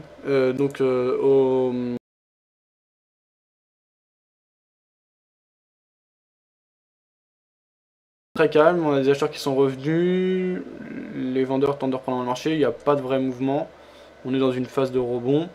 15h06, c'est quand même des heures en général assez volatiles puisqu'on a tout le monde sur le marché, à la fois les Anglais, les Européens, les Américains, jusqu'à 16h. C'est en tout cas ce qu'on cherche. Ça n'a pas été forcément vrai aujourd'hui, bon pour l'instant c'est quand même positif, donc il n'y a pas à se plaindre. On va voir ce que ça donne. Alors, on va aller voir les réactions sur le chat. Ça là, on avait vu. Internet composé, ça on avait vu, d'accord. 4 ans, ça fait que des 3000 E, 3% par jour. 5 jours par semaine sur 10 ans, ça fait très gros. Après, il faut être doué pour le faire. Alors, 3% par jour, c'est du rêve. Hein. Féfé, je te le dis franchement, à mon avis. Hein. Après, t'es peut-être un surdoué, mais quand tu vois, ouais, même des grands traders, c'est toujours 20-30% par an, c'est ce qui revient. Donc par jour, on serait plutôt dans quelque chose de l'ordre de... ça doit être du 0,2% par jour en moyenne, quelque chose comme ça. Je me rends pas compte. Mais donc voilà, on est loin des 3%. 3% c'est vraiment énorme. Hop, inscription que ça, on avait vu. Quelqu'un de bouquin. Alors, merci encore. Pas de souci, hein, Vintrade. Le bouquin de l'Hermie, non, je l'ai pas. Mais apparemment, il est bien pour débuter. Après, il n'y a pas. Voilà, c'est pas ce qui va. Si tu sais déjà trader, que tu connais les concepts, etc. Mais pour débuter, c'est très bien. En plus, c'est des bonnes bases par un trader pro qui travaille chez EDF. Maintenant, pour. Donc, une des plus grandes sociétés du CAC 40. Maintenant, pour ceux qui connaissent déjà, c'est pas ce qu'il y a de plus intéressant. C'est les échos que j'en ai eu. Après, moi, je l'ai pas lu. Mais je sais que Philippe, c'est vraiment un très grand trader. Hein. C'est pas. Voilà, c'est un professionnel de toute façon qui est là depuis des années. Je sais plus, ça fait 20 ans, je crois, 30 ans qu'il est sur le marché. Et je crois que c'est 10 ans qu'il est chez EDF, un truc comme ça. Il y a des infos qu'on n'a pas, dit Phil. Ishimoku, j'adore moi aussi. Trop forte cette Karen, dit Vintrade. Je connaissais pas ce Ishimoku, j'ai encore à apprendre. Ouais, Vintrade, n'hésite pas à chercher hein, sur le web, tu auras pas mal d'informations sur Ishimoku. Problème d'image et de son, disait Lillois. Ah merde. Ouais, c'était quoi le. Alors, pardon hein, si ça a coupé. Est-ce que c'est revenu là au niveau du son et de l'image? Est-ce que. Ou est-ce que ça a complètement coupé? Alors c'est qu'à mon avis voilà ça, quand il y a trop de vidéos ça lag, mais je vous dis, hein, je vous ai mis le lien vers la chaîne YouTube, donc vous pouvez regarder les vidéos directement hein, sur YouTube si vous voulez. Ça on a vu. Sinon baisser la qualité, normalement ça devrait être mieux. Dans combien de vidéos? Alors ouais, ça j'ai répondu. Fab, bon boulot, merci, pas de problème Foued. Quelqu'un a lu le bouquin de l'Hermie? Non. Exclu primeur. Voilà, c'est ça Phil, c'est primeur, c'est ce que je cherchais comme mot, primeur. Problème son image, ouais, moi aussi. Cusack était là, oui tout à fait. Mais j'ai pas le droit de diffuser pour l'instant les images, je vais diffuser quelques extraits, mais je suis en train de travailler sur le montage en fait. Si j'ai la photo, disait Phil. Tu y étais toi Phil à la conférence vendredi? Bah tu vois, regarde la photo, on me voit dessus. Bah en plein milieu là c'est moi, avec la caméra. Et donc j'en ai Cusack. Moi aussi, ça on avait vu. Fab nous regarde.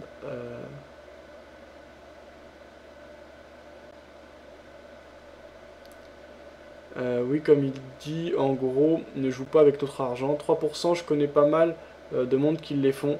En moyenne, bien sûr. Non, salut, c'est pas vrai. Désolé hein, de te dire ça, mais c'est pas vrai. Tu connais sûrement pas mal de monde qui le font. Alors peut-être qu'ils te disent qu'ils le font, ou alors qu'ils le font depuis quelques semaines. Mais sur des années, tu connais pas mal de monde qui le fait, parce que sinon, ce serait des multimilliardaires et ils seraient connus internationalement. Donc, je suis désolé, mais c'est pas possible de tenir 3% par jour sur le long terme. En tout cas, si c'est possible, ce seraient des gens qui seraient connus. C'est pas. Tu peux rester dans l'anonymat en tenant en moyenne 3%, ne serait-ce que sur 2 ou 3 ans.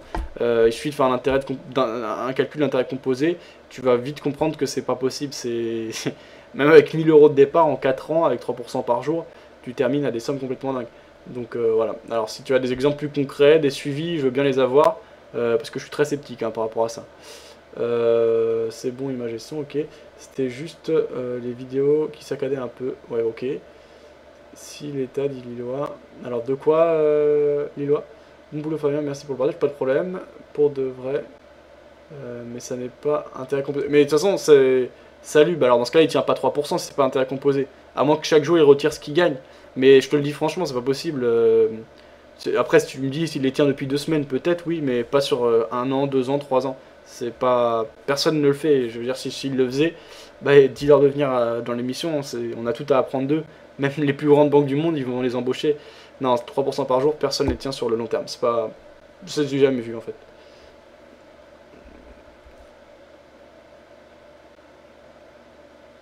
ça que vous comprenez pas, arrêtez de compter en intérêt composé. Mais salut, intérêt composé ça se fait tout seul. Par exemple, tu as 1000 euros, le lendemain tu vas avoir 1030 euros quand tu auras fait les 3%, et après tu vas prendre 3% avec tes 1030 euros, à moins que tu les retires tous les jours. Mais même ça change pas la performance, 3% c'est 3%.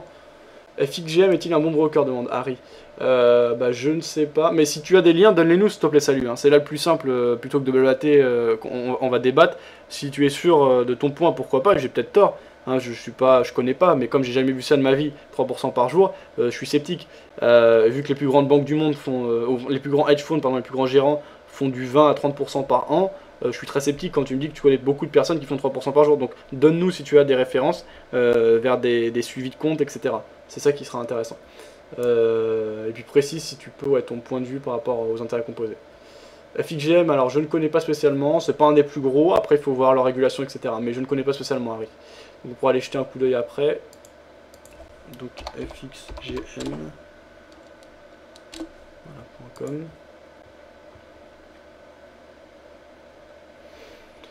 FX Global Market. Ah oui, ok, je vois c'est qui. Oui, bah c'est pas les plus gros, mais ils sont régulés. Alors ils sont régulés par je sais plus qui.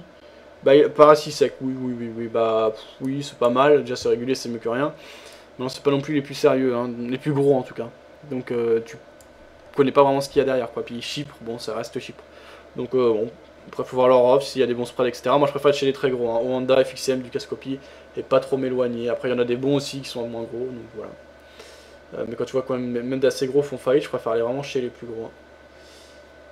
Alors, j'ai regardé ta vidéo de Cusack, il joue avec des grosses sommes. Tout à fait, Phil, hein, ouais, t'as entendu, quand il... Bah justement, il y a, en plus de ces vidéos-là qui étaient réalisées vendredi, il y a les vidéos du salon, on va en regarder quelques-unes, on va regarder justement Cusack. Oui, donc, qui dit qu'il gagne et qu'il perd par jour 50 000 € sur les marchés, ça en fait rêver plus d'un. Il y en a un, Harry qui disait FXGM et FXCM, c'est pas la même chose. Non, Harry, hein, pas du tout. FXGM et FXCM, c'est pas le même groupe. Oui, mais 1 milliard par de 10K... 100K, c'est clair, 3% par jour sur 3000, ça fait 20%, c'est gros. FXGM est-il bon? Ben voilà, je n'ai pas de... Harry nous dit... Alors, de quoi, salut? T'as mis une étoile? Je peux m'avancer avec eux. Moi, je t'ai donné mon avis, moi personnellement, je dirais pas, mais c'est régulier, c'est à toi de prendre tes décisions après. Fait que je disais 1%, c'est déjà beaucoup, ça fait 20% par mois, 240% par an. Bah, salut, si tu peux préciser, ouais, s'il te plaît, hein, parce que j'ai pas trop compris quand tu nous dis pas d'intérêt composé, alors que l'intérêt composé, c'est la base, en fait, de l'investissement. T'es là pour, justement, prendre 3% de 3%, enfin, de 3%, et le lendemain, si tu vas encore chercher 3%, c'est 3% de ton capital, plus les 3% initiaux. C'est ça qui fait monter la balance. Si tu retires c'est bizarre de retirer son gain chaque jour, je connais pourquoi le faire, en fait. Alors, bah justement, on va continuer hein, dans les vidéos. Alors, il y avait... on va prendre les plus grands traders, mais il y en a plein. Il y a plein de représentants de tous les brokers, RTFX, il y a NYSE, Euronext, Dubus, voilà, hein, des visiteurs, Directa. Là, on va voir Tamika Badge, là. Donc, bah, je vous invite vraiment à aller sur la chaîne... dans la partie vidéo de Vidéo Bourse, vous allez avoir toutes les vidéos. Autrement, sur le forum... dans la partie événements, vous avez un sujet dédié justement au salon où j'ai publié les vidéos. Et sinon sur la chaîne YouTube, hein, dont j'ai mis le lien sur le chat écrit, je vais le remettre tout à l'heure. Voilà. Sinon vous tapez Vidéo Bourse sur YouTube, vous allez tout de suite trouver. On regarde Tamika Badge, alors j'espère que ça va pas ramer, si ça rame, merci de me l'indiquer. Et très bientôt. Merci beaucoup. Allez, donc je me mets, c'est parti, tu veux que je te tienne? C'est bon. Bonjour Tamika Badge, Fabien Labrousse de Vidéo Bourse. Ok, ça tourne, on n'a plus qu'à se placer. Donc je passe là. Oui, s'il vous plaît, on y va. Donc ici, ouais. Juste ici. Entre les deux, entre le trophée et Alors ouais, c'était... C'est bon là, c'est ok? Ok. Si je l'avais, moi je...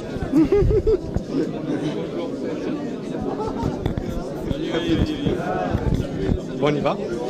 Bonjour Tamika Badge. Bonjour. Donc vous êtes présent sur cette nouvelle édition du Salon du Trading 2010. Cette année vous n'avez pas participé au concours organisé. Pour quelle raison vous avez souhaité vous concentrer sur la formation? Je n'ai pas été invité et effectivement j'avais ce projet en cours, hein, ce projet de formation, et donc effectivement il était difficile de libérer du temps. Donc je pense que André n'a pas trop voulu me mettre de la pression, hein.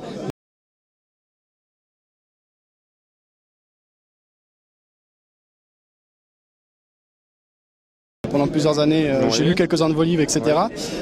Pourquoi avoir arrêté et vous concentrer sur la formation actuellement? Non, écoutez, alors ça a toujours été quelque chose d'important. Alors c'est un moment dans ma vie où effectivement, bon, j'ai pris cette petite parenthèse, mais c'était plus pour me concentrer sur un travail d'écriture, etc.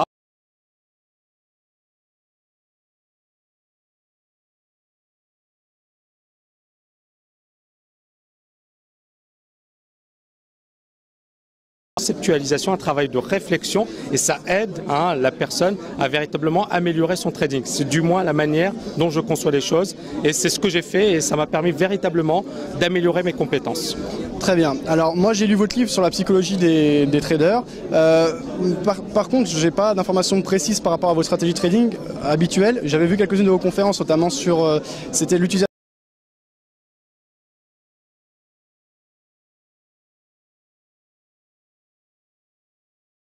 artiste, un peu comme ce que j'ai pu voir avec Jean-Louis Cussac. Bon, moi j'aime bien les indicateurs techniques parce qu'ils fonctionnent bien. Ils m'ont servi dans des périodes de marché difficiles, ils m'ont permis d'anticiper de gros retournements majeurs en tendance.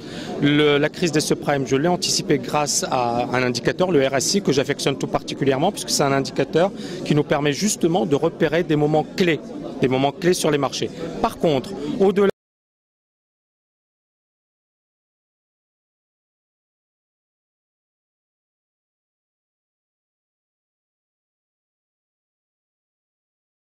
bons signaux, mais je n'utilise pas que ces indicateurs. Moi, j'utilise un petit peu tout.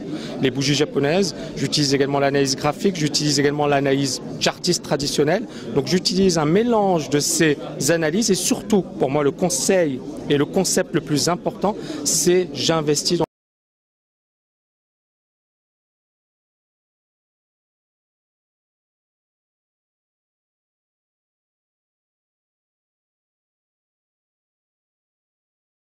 le temps convergent et vont dans le même sens, et bien effectivement là, je vais me focaliser, je vais m'intéresser à un signal haussier, par exemple une divergence haussière sur le MACD ou sur le RSI à court terme, d'accord? Et j'aime bien également les graphiques en tick, parce qu'ils éliminent le paramètre temps et ils se focalisent sur l'essentiel, à savoir les transactions. Un tick, c'est une transaction. Quand vous avez un graphique 300 ticks, c'est 300 transactions. Donc c'est quelque chose qui pour moi est extrêmement important dans le domaine du trading et c'est ce que j'utilise à titre personnel. Très bien. Dernière question si vous le permettez. Il y a beaucoup de traders particuliers lorsqu'ils débutent leur activité ou même les premières années qui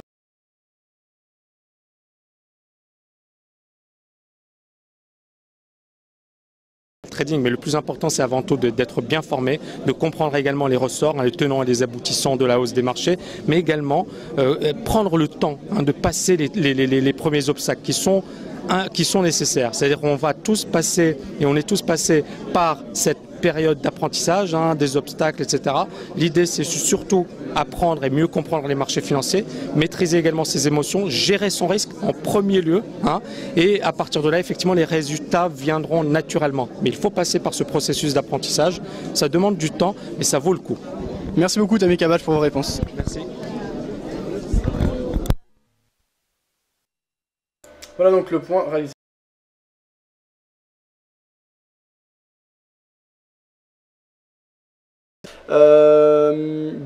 Oui, Phil qui disait, je sais pas, il a dit qu'Oanda c'est bien, mais lui il a mieux. Alors je vois pas qui, donc Phil, ouais, il a pas précisé, c'est bizarre. Je sais pas, bah il faut me dire, moi s'il y a mieux, bon apparemment, Oanda c'est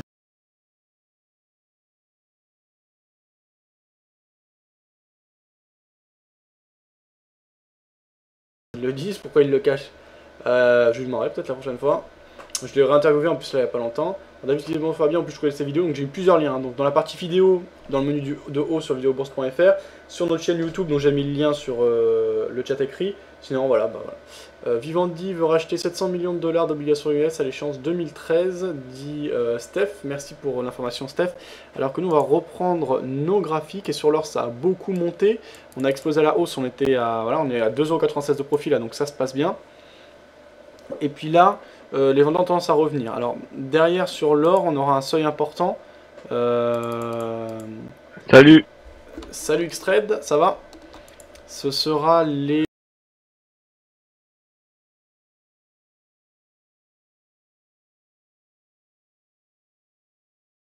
On l'a dit précédemment, donc c'est-à-dire que les acheteurs devront avoir la force d'accélérer. Concernant l'euro-dollar, on a toujours une pression vendeuse, on a au niveau de nos différents points d'entrée. Donc ça se passe bien, 1294 € d'équité, je crois qu'on n'a jamais été aussi haut en termes d'équité, donc peut-être que ce soir on sera sur les plus hauts du compte depuis sa création, donc tant mieux, c'est-à-dire que c'est un compte qui marche bien pour le moment. Alors X-Trade, est-ce que tu as des positions en cours? J'ai un short pris ce matin sur l'OSI. D'accord, et le reste, celle que tu avais hier, t'as tout clôturé? Stoppé au break-even. D'accord, et ça se passe bien le short sur l'OSI pour le moment? Pour l'instant ça se passe bien, j'ai mis mon stop au break-even. Alors je t'avoue que je n'ai pas du tout regardé l'OSI, donc je vais jeter un coup d'œil. Alors oui, on a quand même plutôt décalé à la baisse depuis hier, enfin précisément une bougie, là je suis en M15. Ah ouais non, c'était ce matin à 6h30. Toi tu es rentré sur quel type de signal? Une figure harmonique ou sur un autre signal? Non, je suis rentré sur en H1. Pour moi, on avait, parce que j'utilise la MM55 Expo en H1, et elle faisait zone de résistance vers, c'était à 7h, 8h, 9h du matin. Donc pour moi, bah voilà, j'ai vendu quoi.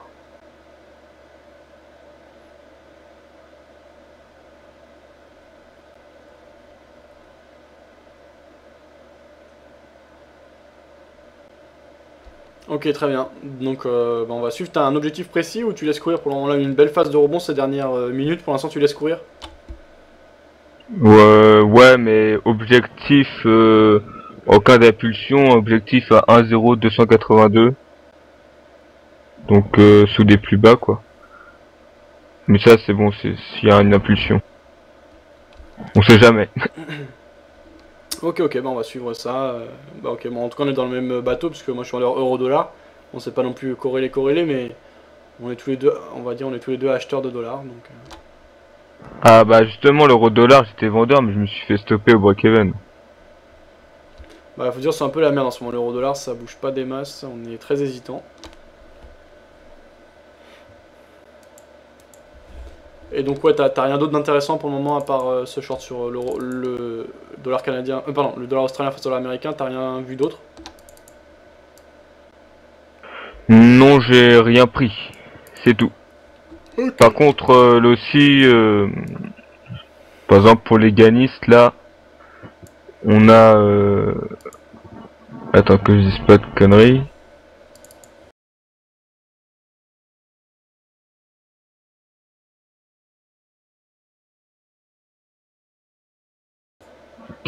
Qui sont, comment on dit,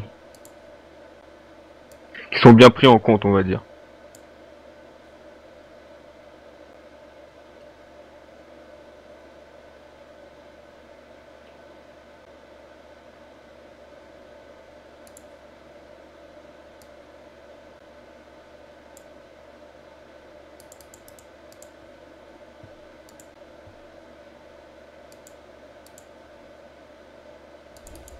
Sur quoi? Sur l'euro?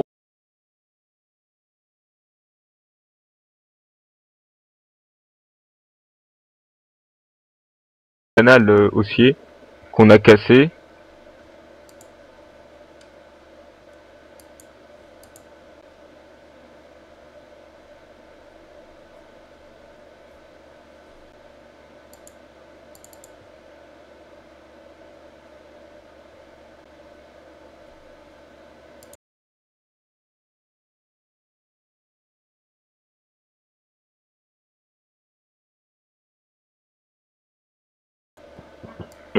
Que j'ai pris la pause? Ouais. Non, c'était parce que la MM55 faisait résistance. Ah, parce que la MM55 faisait résistance. Et en quelle unité de temps? En H1.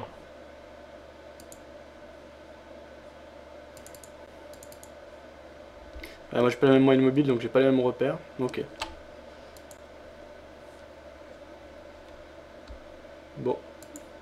Je suis en train de montrer les vidéos. En fait là je publie vraiment pas mal de vidéos en ce moment là. Il y a beaucoup de choses qui sortent. Bah, déjà les vidéos de vendredi. Puis des vidéos que j'avais faites en 2010 qui n'étaient pas sorties donc on regarde ça en partie. Ouais, j'ai regardé QSA, Cabage, Sauduteil et Directa. Et alors tu trouvais ça intéressant? Ça va. Mais bon, ils disent pas grand chose, hein.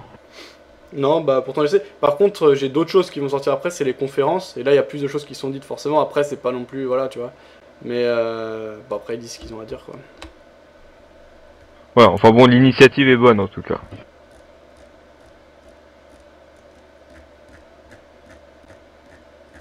Alors, ben on va aller écouter, justement. Bah, j'aimerais bien rencontrer d'autres traders plus atypiques, mais je sais pas, j'en trouve pas.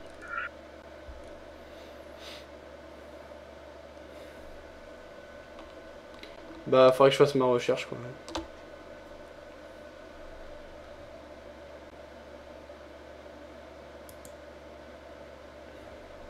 Peut-être que j'irai couvrir un salon aux États-Unis, un de ces quatre. Là, il peut y avoir des mecs marrants et des gros traders.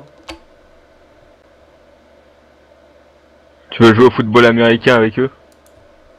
Ah. Putain, on parlait de Jean-Luc Hussac, on va regarder justement son interview. Jean-Luc Hussac qui est sûrement un des traders français les plus connus, notamment par rapport à BFM, et puis parce qu'il a une grosse cote de confiance autour de lui. Ok, ouais. On va écouter son avis, c'était juste après sa victoire au trophée championnat. Ouais, vous êtes ma fille. Ouais, ok. Organisé par le Bonjour Jean-Luc Hussac, alors vous avez gagné le trophée d'or c'était les victoires du trading de 2010, félicitations. J'ai quelques questions, donc vous êtes sur les marchés depuis 30 ans, vous avez annoncé. Depuis combien de temps avez-vous cette approche chartiste que vous avez appliquée lors de cette compétition? J'ai commencé à avoir une approche chartiste et technique en 1987, notamment après le crack. Pour voir si on aurait pu prévoir quelque chose. À l'époque, il n'y avait vraiment rien, il n'y avait même pas d'ordinateur, c'était le début. Ah bah on a une harmonique sur l'ossi là. Il n'y avait aucun...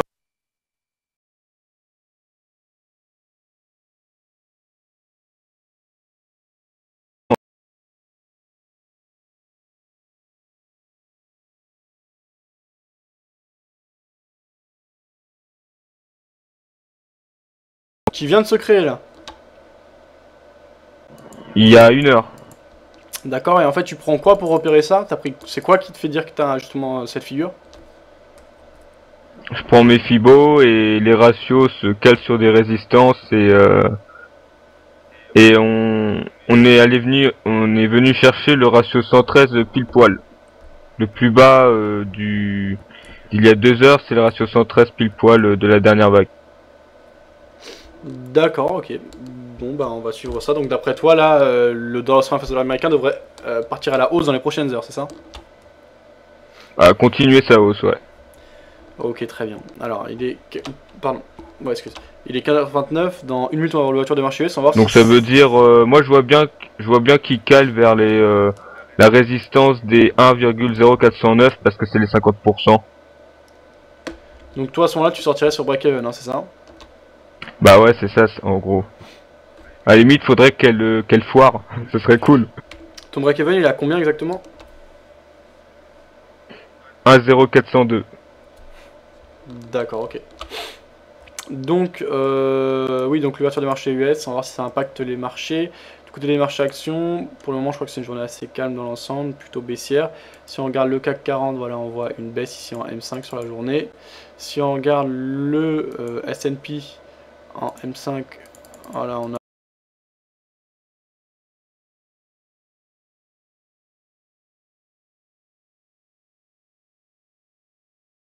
Du côté du DAX, c'est hésitant, hausse, baisse, donc dans un biais mitigé. Alors du côté du pétrole, on a une belle hausse, donc le pétrole qui se recorrèle aux actifs à risque. Pendant le moment, c'était un peu décorrélé, on était sur un peu un marché autiste, on va dire, il était coupé des autres actifs à risque. Là, il se recorrèle au marché action, donc aux actifs à risque. Alors, on s'en avait vu, donc on va voir ce que ça donne. Et on va surveiller l'ouverture du S&P. Ici en 5 minutes, le S&P qui est... hésitant depuis hier soir, plutôt baissier, donc dans le premier temps ça semble plutôt haussier. Alors nous dans le cadre de nos positions, ça bouge très peu hein, sur Rodol pour le moment, 2,05€ de profit en cours, sur l'or on est à moins 1,74€, donc on a bien monté, on garde une pression clairement haussière, on a cassé à la hausse une résistance oblique baissière, et donc on est toujours dans ce canal de fond haussier, donc on a pas mal d'arguments à la hausse, donc on va voir ce que ça donne sur l'or. On regarde la suite en tout cas de l'analyse de l'interview de Jean-Luc Cussac, pardon. Flux, comme aujourd'hui, on en trouve très facilement. À l'époque, il n'y avait vraiment pas grand-chose. Donc, j'avais vraiment préparé et fabriqué mes propres outils. Donc, ça a commencé en 1988. Et je suis passé vraiment à un stade technique abouti.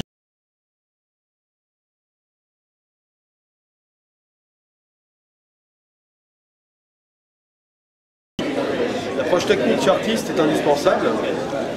Plus vous réduisez l'horizon de trading. Donc là, on avait des horizons de trading à 1h30, 2h30 en finale, 2h en finale, pardon. Il est impératif d'avoir une approche technique. C'est impossible de jouer autrement. D'accord, merci. Là, c'était des trades sur des durées très courtes. Quand vous tradez chez vous dans votre bureau, est-ce que c'est des trades sur une durée aussi courte? Est-ce que ça peut varier? Est-ce que vous avez des approches des fois moyen terme peut-être, ou c'est uniquement du très court terme? Alors, évidemment, ça n'a rien à voir, parce que là, on jouait pour gagner. Moi, je ne me suis pas tellement occupé de mon adversaire, comme je l'ai expliqué pendant ma conférence. J'ai joué mon jeu, il n'y a pas beaucoup d'opportunités, donc à chaque fois j'étais devant les autres. Et ce que j'ai un peu regretté, si vous voulez tout savoir, c'est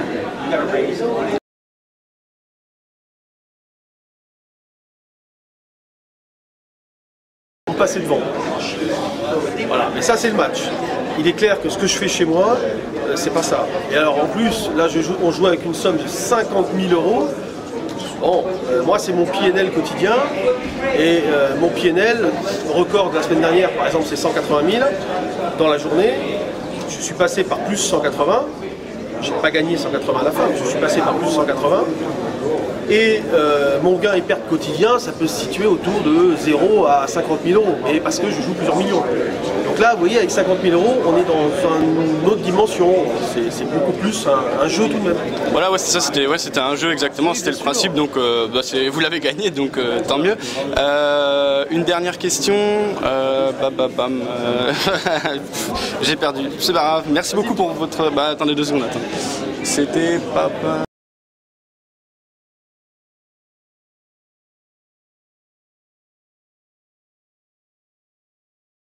C'était par rapport au... Technique. Ouais. Oui, voilà. Si vous deviez... En fait, la plupart des traders particuliers, quand ils débutent, perdent de l'argent, notamment par manque de discipline, etc. Est-ce que vous auriez un conseil à leur donner?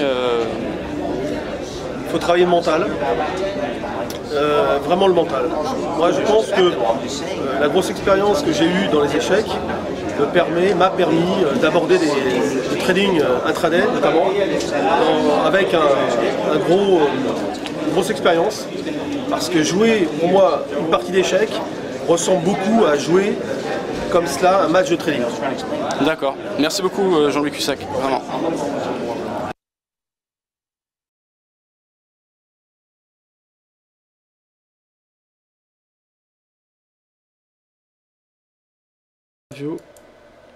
Donc de Jean-Luc Cussac. Alors sur Rodolphe, ça semble repartir à la baisse, tant mieux. On va voir s'il est... On va voir ce qu'on va de mettre une vraie pression.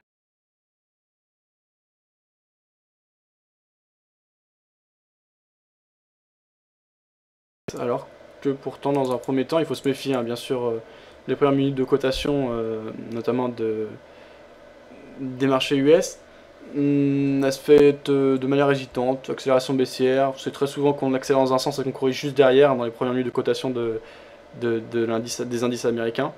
On va voir ce qu'il en est. Pour le moment c'est une ouverture très calme et très habituelle, il n'y a rien de bizarre. Et l'euro-dollar se corrèle parfaitement au mouvement des indices US pour le moment. 1,14 € de profit, ça bouge très peu. Sur Eurodollar ça se passe bien, 1,20 €, 2,87 €, et ensuite on passe en perte, 41 centimes et 26 centimes. Donc on reste largement positif sur la journée, et si on monte encore davantage, ce sera simplement l'occasion de rentrer de nouveau à la vente. Donc pas de panique, et on continue à suivre ça. Alors, ça on avait vu, il a dit qu'il le dirait à ses étudiants. Combien coûtent ces formations? Alors j'ai pas d'informations. Voilà, Lillois dit 1500 €, c'est pour Tamika Badge, ça, Lillois. PNL c'est perte and loss, donc c'est les gains et pertes quotidiennes en fait, Phil. Voilà, ça on avait vu. Il va quitter la France si Hollande passe, dit Phil. Oui, je crois que c'est déjà fait en grande partie. Mais oui, donc tkltrading.com, voilà. Ok, donc ça on avait vu. Donc je sais pas si ça vous intéresse ou pas, peut-être que certains d'entre vous l'ont déjà vu. Vu qu'il n'y a pas... voilà, il n'y a pas de gros mouvements, a priori il n'y a pas de grosse annonce. On va faire un tour de vue de ce qui est dit sur les principaux sites d'information. Mais sinon on va continuer à regarder des vidéos de ce type, c'est quand même un gros boulot, donc autant que ça profite. Donc Security do FOMC minutes, Wall Street rethinking gains, softer start for stocks is on type, Altug Apple gains pool, Nasdaq 100 futures higher, the recent Fed meeting and February factory orders in the spotlight. Ok, donc on dit qu'on est attentiste et que vont surtout surveiller les investisseurs, ce sera les minutes de FOMC ce soir à 20h heure française. Alors si on va du côté de Bourseau, on l'a vu tout à l'heure, est-ce qu'il y a des nouvelles grandes informations? Contrôleur aérien, on s'en fout, piscine privée se démocratise. Bourse de Paris à l'équilibre, attentive avant la Fed, voilà, Espagne, dette publique.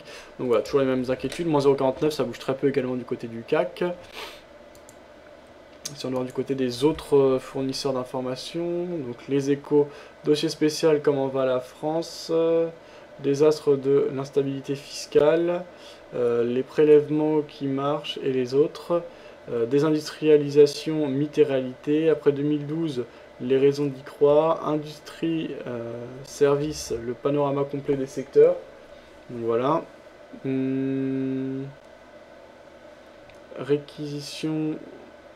Perquisition au siège de France Télécom après la vague de suicides. Expedia et TripAdvisor portent plainte à Bruxelles contre Google. BSkyB, James Murdoch s'apprêtait à démissionner de la présidence. Comment démanteler l'euro, les solutions de 5 économistes. Délit d'initié, Londres, un banquier star démissionne. Toujours du d'initié, a priori c'est par rapport à la JP Morgan là. Espagne, le chômage atteint un nouveau record. Voilà donc les gros titres. Alors on va terminer par Gecodia, pardon. Donc là, il y a très peu de volatilité, depuis qu'à 79 centimes de profit, donc ça bouge très peu sur nos positions, mais on les tient. Alors, prix immobilier en zone euro, baisse des prix dans une zone à 3 vitesses, crise de l'euro, MES, donc qui est le pare-feu financier, donc justement le pare-feu financier de l'euro renforcé à minima, taux de chômage en zone euro, plus 17 millions de chômeurs en février 2012, voilà donc les gros titres. Donc ça c'est ok, on va écouter un petit peu BFM, pour garder une oreille attentive à ce qui se dit, ce qui se passe. Il y a beaucoup de volatilité, on va avoir le temps justement de regarder quelques vidéos. En attendant, l'émission 100% bourse. Grégoire Favet, Sébastien Poinon sur BFM Business. Avant de retrouver le patron donc de Daka Technologies, on prend la direction de New York où nous attend le président de Mescar Capital Markets chez Mescar. C'est Grégory Volokin donc qui est au bout du téléphone. Grégory, bonjour. Bonjour Sébastien. Avec nous chaque après-midi, un petit peu avant ou après l'ouverture. Pour l'instant, c'est très léger. Pas de tendance, on va le dire comme cela. C'est partagé, moins 0,1% pour le Dow Jones après 10 minutes de cotation et plus 0,15 sur le composite du Nasdaq. Le Nasdaq toujours emmené par Apple, c'est la même histoire. On est au plus haut, $630. Nouvelle rumeur, même si bon, il s'agit que de rumeurs, d'un iPhone, l'iPhone 5 évidemment que beaucoup attendent, qui pourrait sortir là dans 3 mois.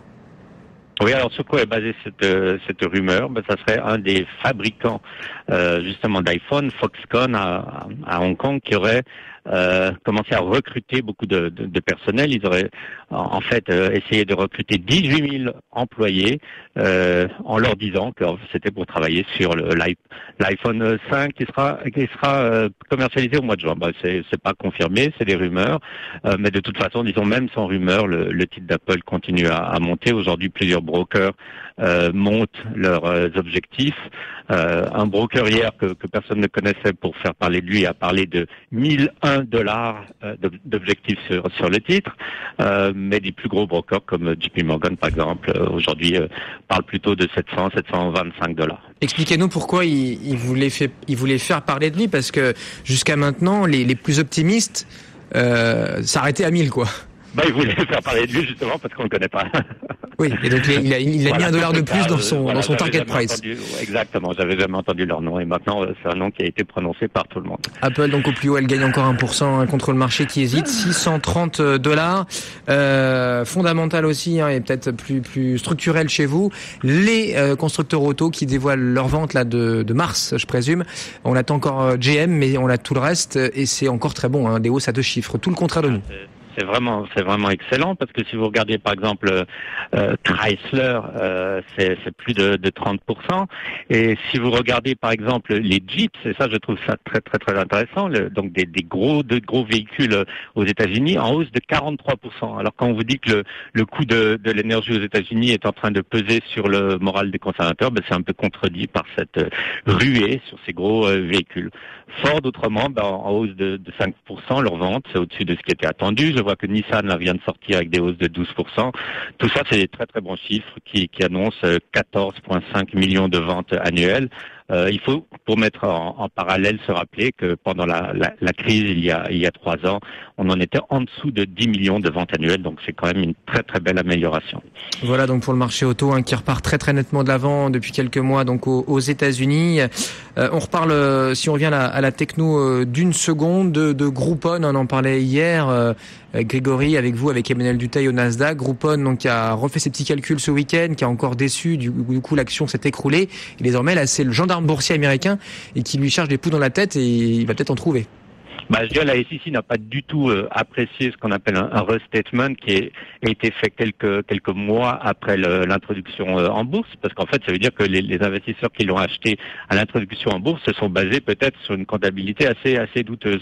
Il faut dire que Groupon, ça semble être vraiment un modèle de business qui est condamné. Tout le monde peut faire la même chose.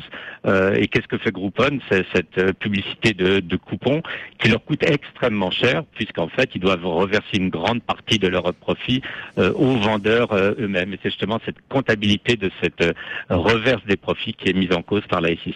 Et des vendeurs qui doivent quand même casser les prix. Enfin, c'est vrai que c'est un modèle, vous le dites, pas forcément de barrière à l'entrée. On peut avoir des dizaines, ce qui est déjà aujourd'hui le cas, des dizaines de Groupon à travers la planète. Et en plus, ça profite de la crise, quoi. Alors, il y a McDo qui profite de la crise, il y en a plein d'autres. Mais là, ça tire tout le monde vers le bas, on a l'impression, quoi.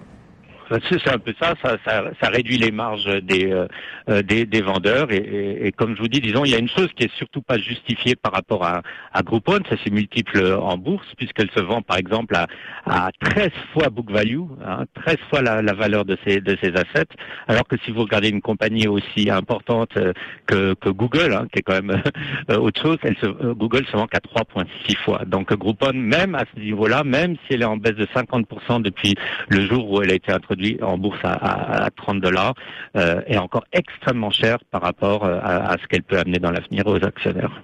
Et puis un petit mot là si on reste dans ce secteur des valeurs internet, on a TripAdvisor qui rejoint Expedia dans un procès contre Google et ça se passe d'ailleurs, je crois, chez nous en Europe.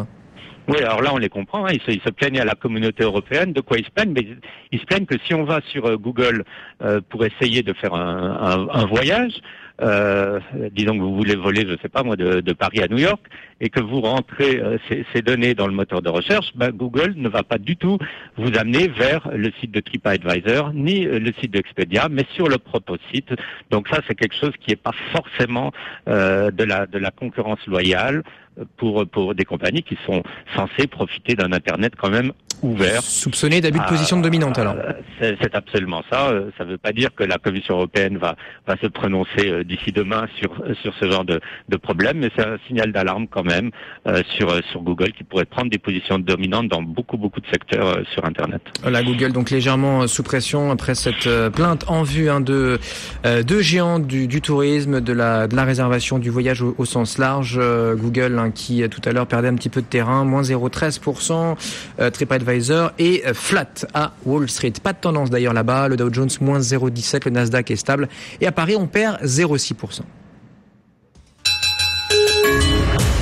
15h46, le CAC effectivement 3000. Voilà donc le point réalisé par BFM. Toujours très peu de volatilité sur l'euro-dollar. Sur l'or, on a eu l'élan haussier. On a tenté de s'affranchir de la zone de résistance sans y parvenir parce qu'on est repassé en dessous derrière. Donc pour le moment on est en phase d'hésitation. On va voir si l'achat se capable de reprendre un marché toujours sur un biais de fond haussier. Au-dessus de 61.8 sur lequel on reprend appui actuellement. Au-dessus du point plus haut du jour, légèrement, sur lequel on va tenter de reprendre appui actuellement. On va voir ce qu'il en est. Pas de position supplémentaire hein, sur l'or, on est toujours perdant pour le moment, donc pas de raison particulière.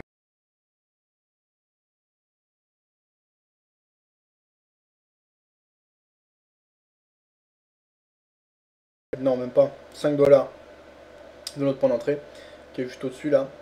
Donc, de cela au possible, hein. Soit les acheteurs reprennent et cassent les précédents plus hauts, à ce moment-là on sera positif, on sera sur une belle journée. Soit on reste dans une phase d'hésitation, voire même on casse à la baisse le support oblique haussier. On verra ce qu'il en est. Sur l'eurodoll, là les vendeurs remettent de la pression, donc c'est bien pour nous. Je vous rappelle qu'on est exposé avec 0,04 lots à la vente, donc 4 micro-lots, ce qui commence à être pas mal. Positif sur les 4 positions en cours, donc ça se passe bien sur l'euro-dollar. On est sur une belle série hein, d'ailleurs sur l'euro-dollar ces derniers jours. Et donc le 2 scénarios possibles, soit on est hésitant, on corrige en fin de journée, soit les vendeurs mettent la pression et on repart pour une phase de baisse. Jusqu'à 17h30, 18h en général, on peut encore avoir la volatilité, surtout soit le FOMC. Donc ce soir ça pourrait être volatile, on ne sera plus ensemble, il n'y aura plus l'émission, mais vous suivrez la position en direct, peut-être que tout sera déjà fermé aussi. Donc on verra ce qu'il en est pour le moment, donc un biais clairement vendeur sur Eurodoll, et on garde notre orientation. Alors ce que je vous propose là, c'est de regarder une autre interview, donc on va écouter Stéphane Soluté, qu'on retrouve également souvent en fait sur BFM, donc interviewé pareil en 2010 à propos de sa stratégie de trading. On écoute ça tout de suite.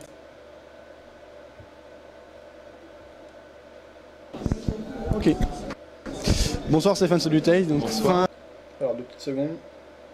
Du salon du trading. Belle prestation. Demi-finale vous avez perdu contre Jean-Luc Suac, mais ça s'est joué à rien. Tout à fait. Qu'est-ce que vous pensez en fait de ce duel déjà? C'est plutôt du spectacle pour s'amuser, c'est intéressant, c'est bien pour ce genre de salon, mais c'est pas représentatif du vrai trading, ou c'est quand même intéressant Non, moi je pense en fait que c'est intéressant pour le public de voir quand même trader des gens qui font ça quasiment au quotidien, voire au quotidien. En ce qui me concerne, moi lorsque je trade devant le public, alors c'est vrai qu'il y a une pression un peu supplémentaire par rapport au trading personnel.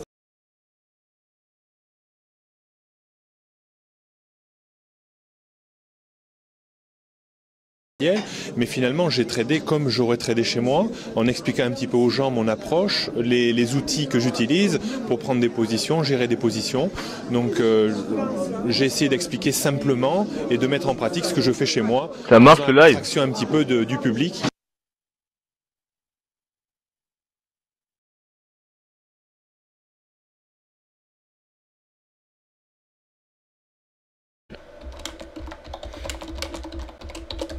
Pourquoi t'as quoi comme problème? J'en sais rien. Je suis pas bon en informatique. Ok.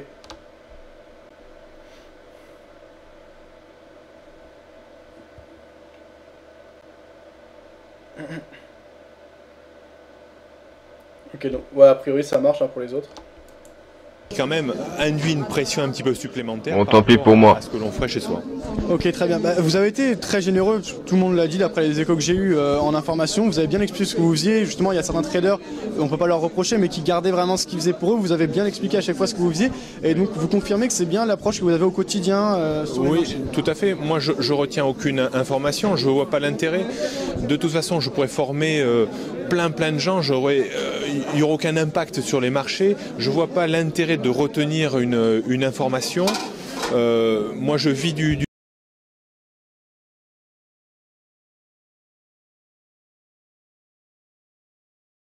en retour à avoir une passion pour le trading, voire à un moment donné à gagner de l'argent avec le trading ou à en vivre, c'est un juste retour des choses. Donc je ne vois pas l'intérêt vraiment de retenir ce que je fais au quotidien.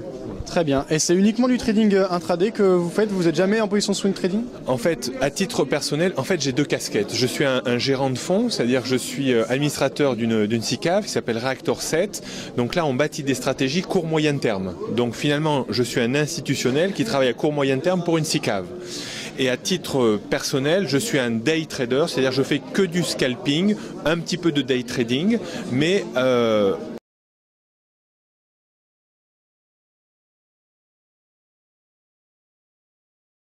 un petit peu de monde, parce que c'est quand même une activité très isolante, où on se recluse sur soi. Je fais un petit peu de formation, j'essaye de communiquer sur ce que je fais pour aider des gens ou déclencher des vocations. Voilà.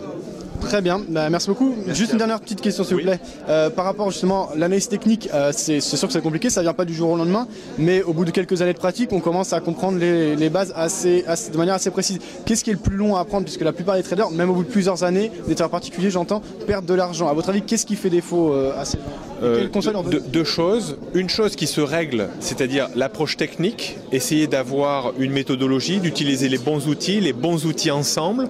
Moi, je sais que je suis capable de régler ce problème puisque j'ai une approche que je suis capable d'expliquer, qui est normée, qui est quasiment normée ISO 9002, donc je peux l'expliquer.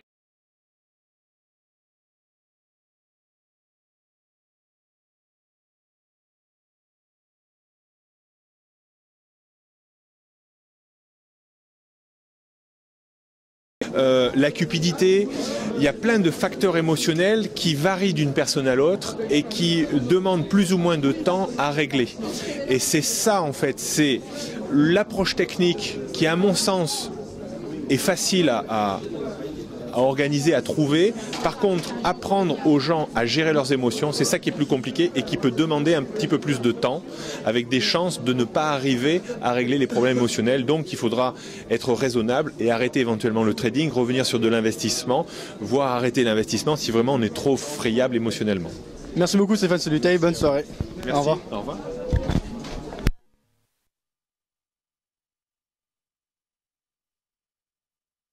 Ouais, donc voilà, l'interview de Stéphane Soluteil. Alors,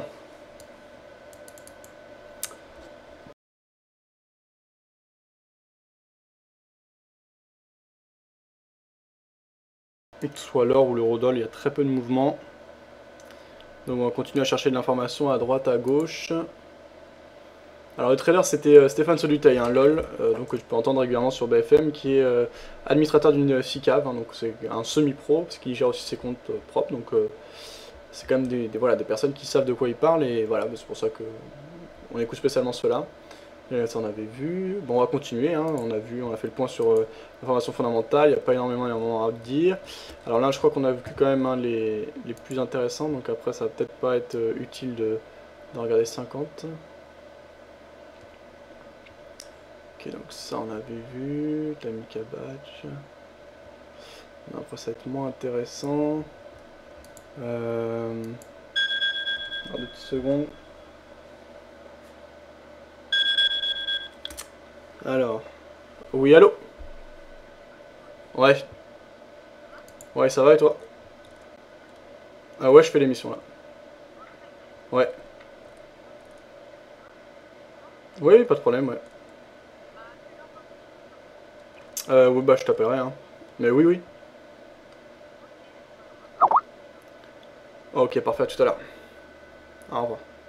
Alors, on va écouter Marc Raffard, en fait, qu'on a l'habitude de retrouver sur le forum notamment. Donc, qui à l'époque travaillait pour FXCM, qui travaille maintenant pour Oanda. C'est important de le noter, mais voilà, chacun son parcours. Et puis ça reste deux brokers de très bons. On voit FXCM derrière? Ok, parfait. Bonjour Monsieur Marc Raffard, responsable du stand FXCM, donc au salon du trading de septembre 2010. Vous êtes responsable donc, du stand FXCM. Est-ce que vous pouvez nous présenter rapidement l'entreprise FXCM? Alors FXCM, on est courtier sur le Forex, donc on est un courtier américain mais on est présent en France, on a un bureau à Paris depuis 2 ans maintenant.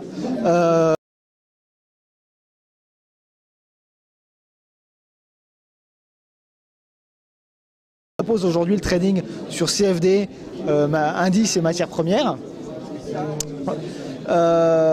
FXCM c'est 22 bureaux dans le monde, hein, donc c'est 500 milliards de volume exécuté sur le marché chaque mois, hein, donc ça correspond, si on rapporte ça à la journée, à peu près 4 fois le volume sur le CAC 40, rien que chez FXCM.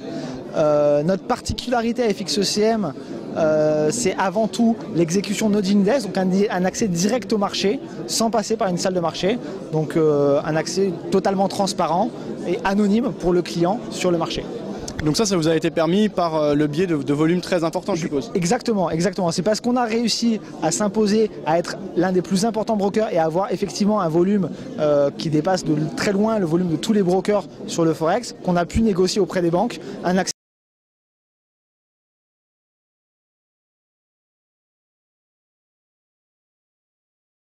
Ah, on n'est plus du tout market maker. Il n'y a plus du tout d'activité même pour les petits clients de market. Même pour les petits clients, on est accès direct au marché, on est ce qu'on appelle no dealing desk. Il n'y a plus du tout d'exécution, on n'est plus qu'un intermédiaire entre les 12 banques donc, qui nous fournissent de la liquidité et nos clients.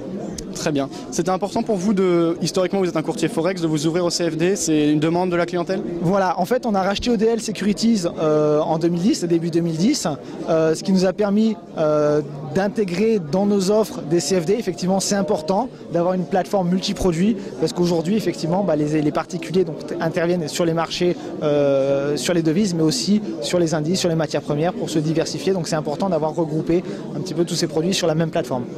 Merci beaucoup.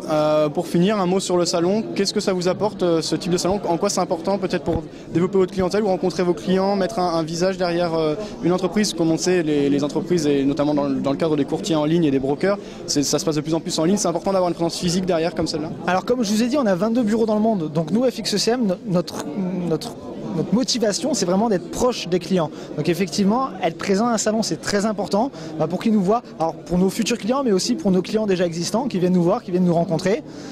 Au-delà des salons, on organise aussi des séminaires. Donc on est vraiment très axé sur la présence locale et sur la formation.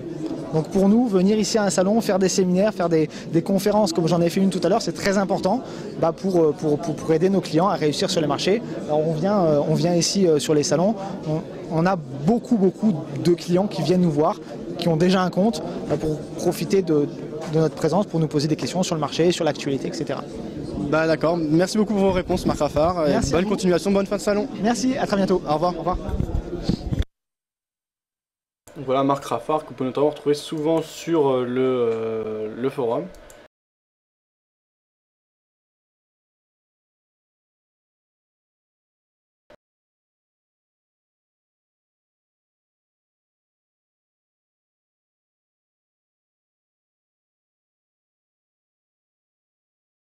Jérôme Révillier, que vous connaissez du site EOL Trading, qui avait été interviewé également. On regarde ça tout de suite.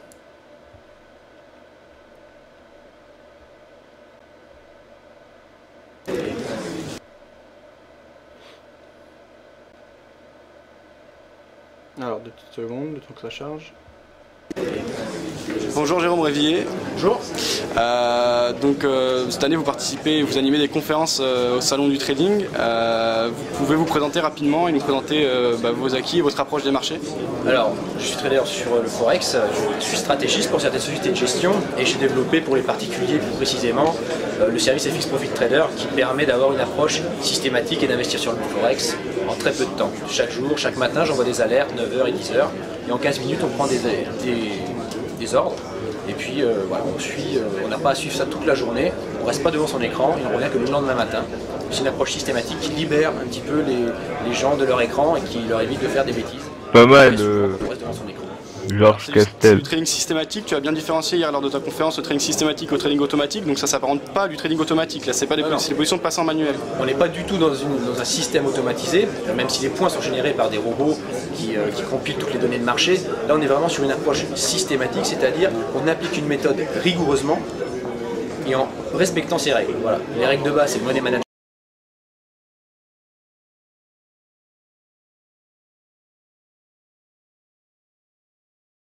Et on ne revient que le lendemain matin pour couper ses ordres s'ils sont encore en cours ou relever ses pertes ou relever ses gains si les positions ont évolué pendant la journée.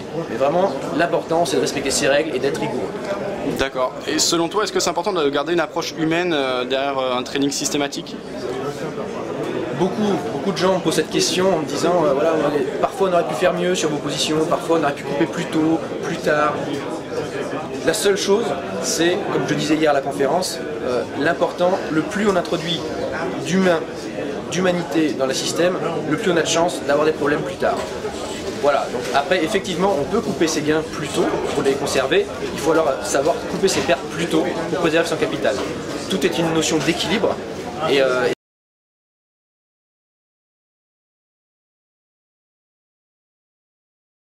CFD Agora, est-ce que c'est un de vos projets également?